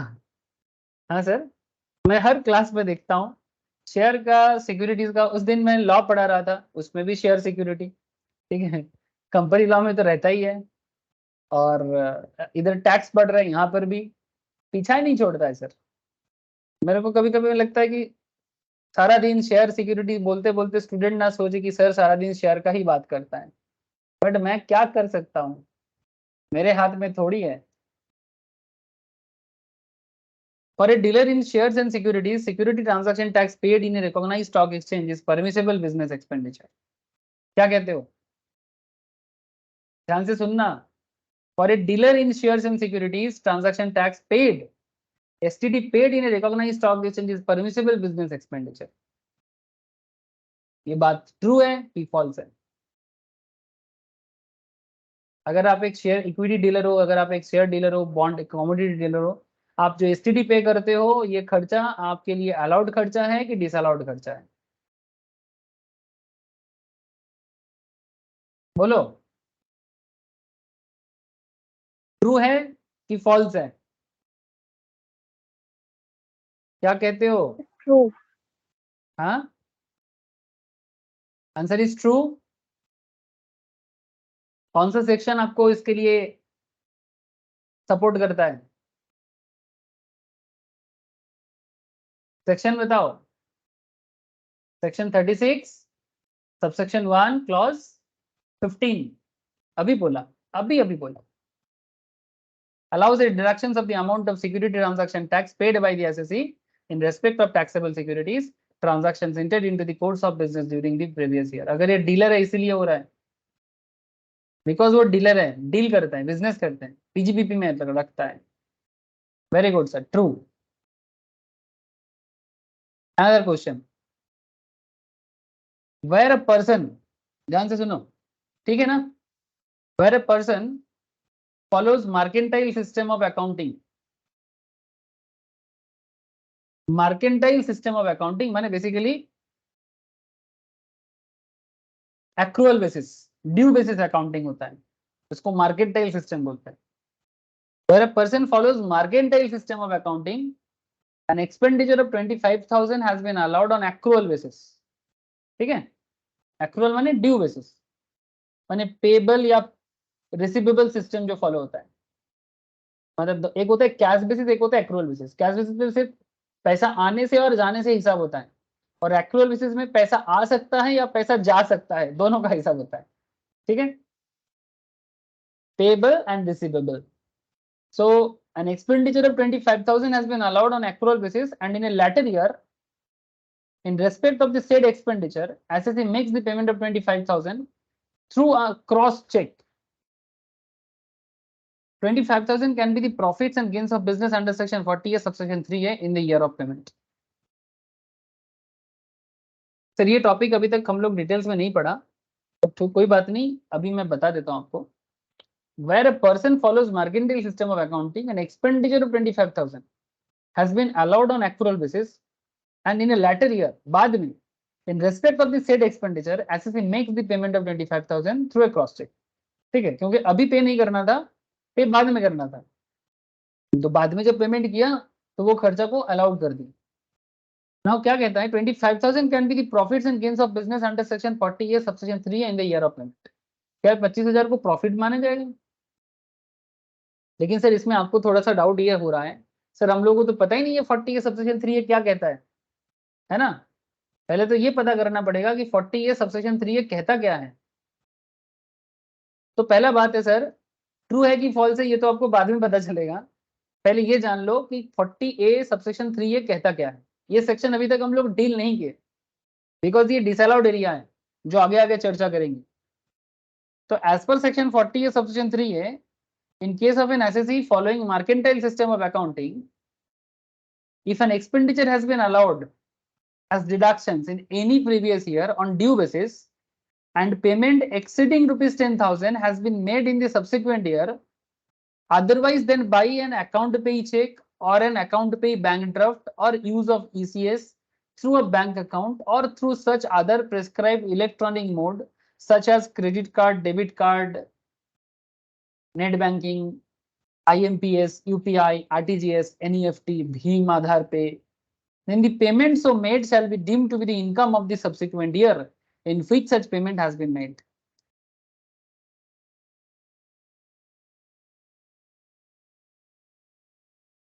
सर कहना क्या चाहते हैं? सर कहना ये चाहता है कि इनकम को, एक्सपेंस को खर्चा मान लिया जाए, सॉरी एक्सपेंस को इनकम मान लिया जाएगा अगर पेमेंट 10,000 के ऊपर का जाएगा तो, और अगर 10,000 के ऊपर पेमेंट जो है तो अगर अकाउंट पे ही चेक होगा, अकाउंट पे ही बैंक ड्राफ्ट होगा ECS होगा माने electronic clearing system, bank account और through such other prescribe electronic mode, credit card, debit card, banking, net banking, IMPS वगैरह, ये सब छोड़ के दूसरे किसी भी मोड पे होगा, कैश मोड या क्रॉस चेक मोड, कोई भी मोड में होगा, तो क्या मान लिया जाएगा? खर्चा को नेक्स्ट ईयर का इनकम मान लिया जाएगा। समझ रहे हो सर? ये 40A सबसेक्शन 3 बताता है। अगर हम लोग अभी तक 40A सबसेक्शन 3 को डिटेल्स में पढ़ाई नहीं किए सर, 40A सबसेक्शन 3 का डिटेल्स जब नेक्स्ट क्लास में बताऊंगा ना, तो आपको थोड़ा सा क्लैरिटी मिल जाएगा, बट अभी भी समझ में आ रहा है, सिंपल सा बात है सर, ज्यादा डिटेल्स नहीं बोला, सिंपल बात है कि 40A सबसेक्शन 3 ये कहता है कि अगर कोई SSC मार्केटाइल सिस्टम फॉलो करता है, नॉर्मली ज्यादातर लोग मार्केटाइल ही फॉलो करता है इंडिया में, ठीक है। If an expenditure has been allowed as deductions, expenditure को डिडक्शंस के लिए अलाउ कर सकता है if any previous year on due basis, और पेमेंट जो है वो 10,000 के ऊपर का है, ठीक है। सिंपल बात है, आपको पेमेंट, आपका कोई खर्चा है 25,000 का, ठीक है, आपने इस 25,000 का एक्सपेंस को कैसे खर्चा किए, has been made in the subsequent otherwise than by an account पे चेक, an account पे चेक में करते तो चलता, अकाउंट पे बैंक ड्राफ्ट भी चलता, ECS वगैरह चलता, ये सभी रिकमेंडेड सिस्टम चलता। इसके बाहर अगर कोई भी अलग मोड आपने यूज किया 10,000 के ऊपर, तो आपका खर्चा जो है ना, उसे आपका इनकम मान लिया जाएगा, उसे डीम्ड इनकम कहते हैं। क्यों सर? ब्लैक मनी वगैरह प्रॉब्लम करता है ना, आपने कैश किया, उसका प्रूफ किया है, क्रॉस चेक का भी प्रूफ मुश्किल हो जाता है। क्रॉस चेक क्या है ये तो सर आप लोगों को मैं बताऊंगा जब आपको नेगोशिएबल इंस्ट्रूमेंट पढ़ाऊंगा, बट यहाँ पर कहीं पर भी क्रॉस चेक के बारे में नहीं बोला है ना, अकाउंट पे ही चेक होता तो चलता, यहाँ पर एकदम अकाउंट अकाउंट पेमेंट होगा, बट ये इसमें से कुछ भी नहीं है।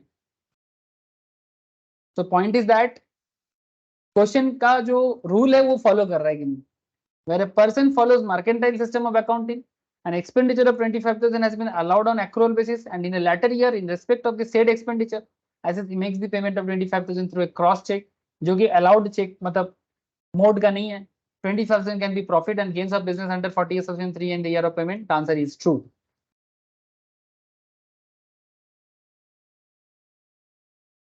ठीक है, ये ट्रू है सर, बिकॉज प्रोविजंस को एकदम डिट्टो फॉलो किया है, जो बोला है वही स्टेटमेंट सही है। डिटेल चर्चा करेंगे कहां पर?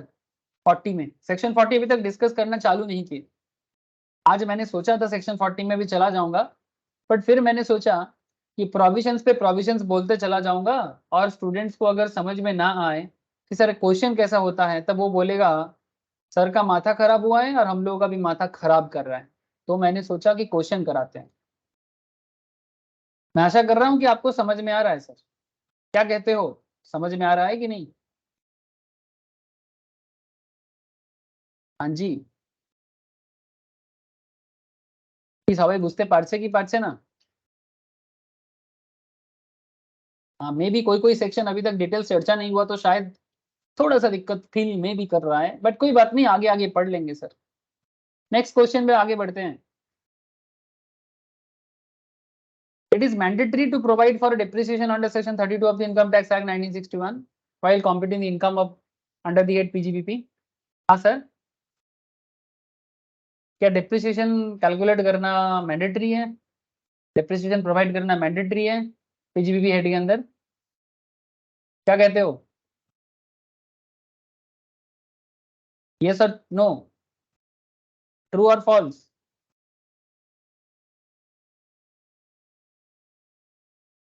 सर ये सब हो चुका है, ट्रू है sir, true.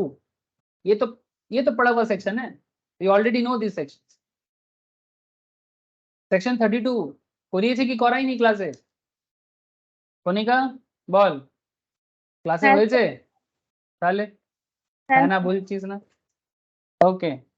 According to the explanation 5 to section 32 subsection 1, allowance of depreciation is mandatory, therefore depreciation has to be provided mandatorily while calculating income from business or professions, whether or not the assessee has claimed the same while computing his total income। यानी total income calculation करने के time पे वो claim करे या ना करे, फिर डिप्रिसिएशन प्रोवाइड करना मैंडेटरी है। आप क्लेम करो ना करो, डिप्रिसिएशन प्रोवाइड करना है 32 सबसेक्शन 1। ठीक है, आपको बस ट्रू फॉल्स बताना है यहाँ पर, और क्यों है ट्रू क्यों है फॉल्स उसका जवाब भी देना है। द मेडिक्लेम प्रीमियम, मेडिक्लेम समझते हो सर, यही होगा ना। The mediclaim premium paid to GIC, general insurance corporation, by mister Lomesh for his employ. ये मैं रिसेंटली पढ़ाया, सेक्शन 36 का है। जनरल इंश्योरेंस को मेडिक्लेम पे किया गया अपने ही एम्प्लॉय के लिए, भाई ये ड्राफ्ट, भाई ये ड्राफ्ट कब पे किया? 27 दिसंबर 2022 को, मैंने 22-23 के अंदर ही किया। हम लोग 23-24 असेसमेंट ईयर में डील कर रहे हैं सर, और प्रीवियस ईयर है 22-23। क्या ये डिडक्टेबल एक्सपेंडिचर है 36 के अंदर? हाँ सर, ट्रू है कि फॉल्स है? ट्रू है ना? देखो, पढ़ाई कम हो रहा है सबका, पढ़ाई कम हो रहा है सर, पढ़ो सर पढ़ो। 36 subsection 1 clause 1B, I think last class and उससे पहले वाला क्लास, सुनो एक बार, वहां पर मिलेगा ये सब discussions.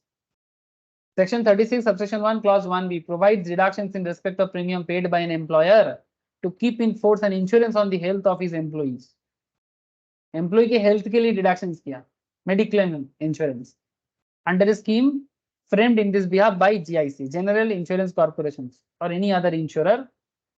The medical insurance premium can be paid by any mode other than cash. Cash छोड़ के कोई भी mode चलेगा to be eligible for deduction under section 36 subsection 1 clause 1.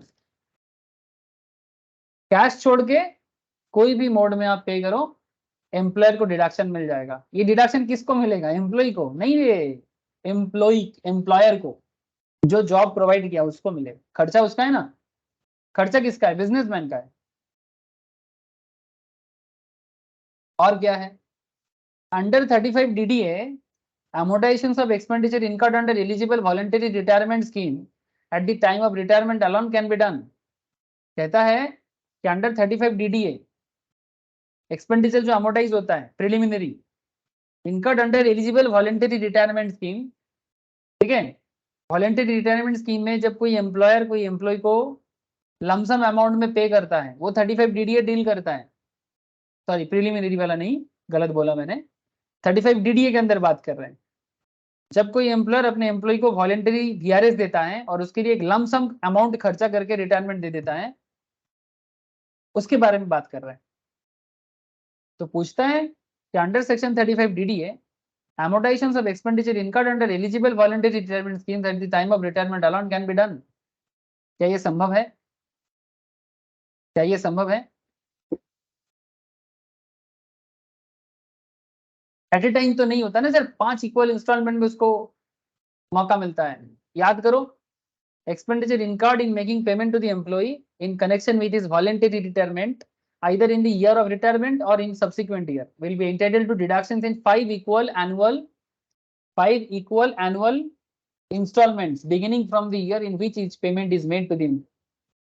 जिस साल रिटायरमेंट ले रहा है उस साल से लेके अगला 4 साल तक ईच एंड एवरी ईयर में वो डिडक्शंस अवेलेबल कर सकता है। ऐसा नहीं कि एट ए टाइम पूरा डिडक्शंस ले लेगा। क्वेश्चन को फिर से बता रहा हूं मैं, under section 35 DDA amortizations of expenditure incurred under eligible VRS at the time of retirement alone can be done। नहीं sir, at the time of retirement alone can be done नहीं होगा। इसमें जो भी एक्सपेंडिचर होगा उसको एमोटाइज करने का क्या तरीका है?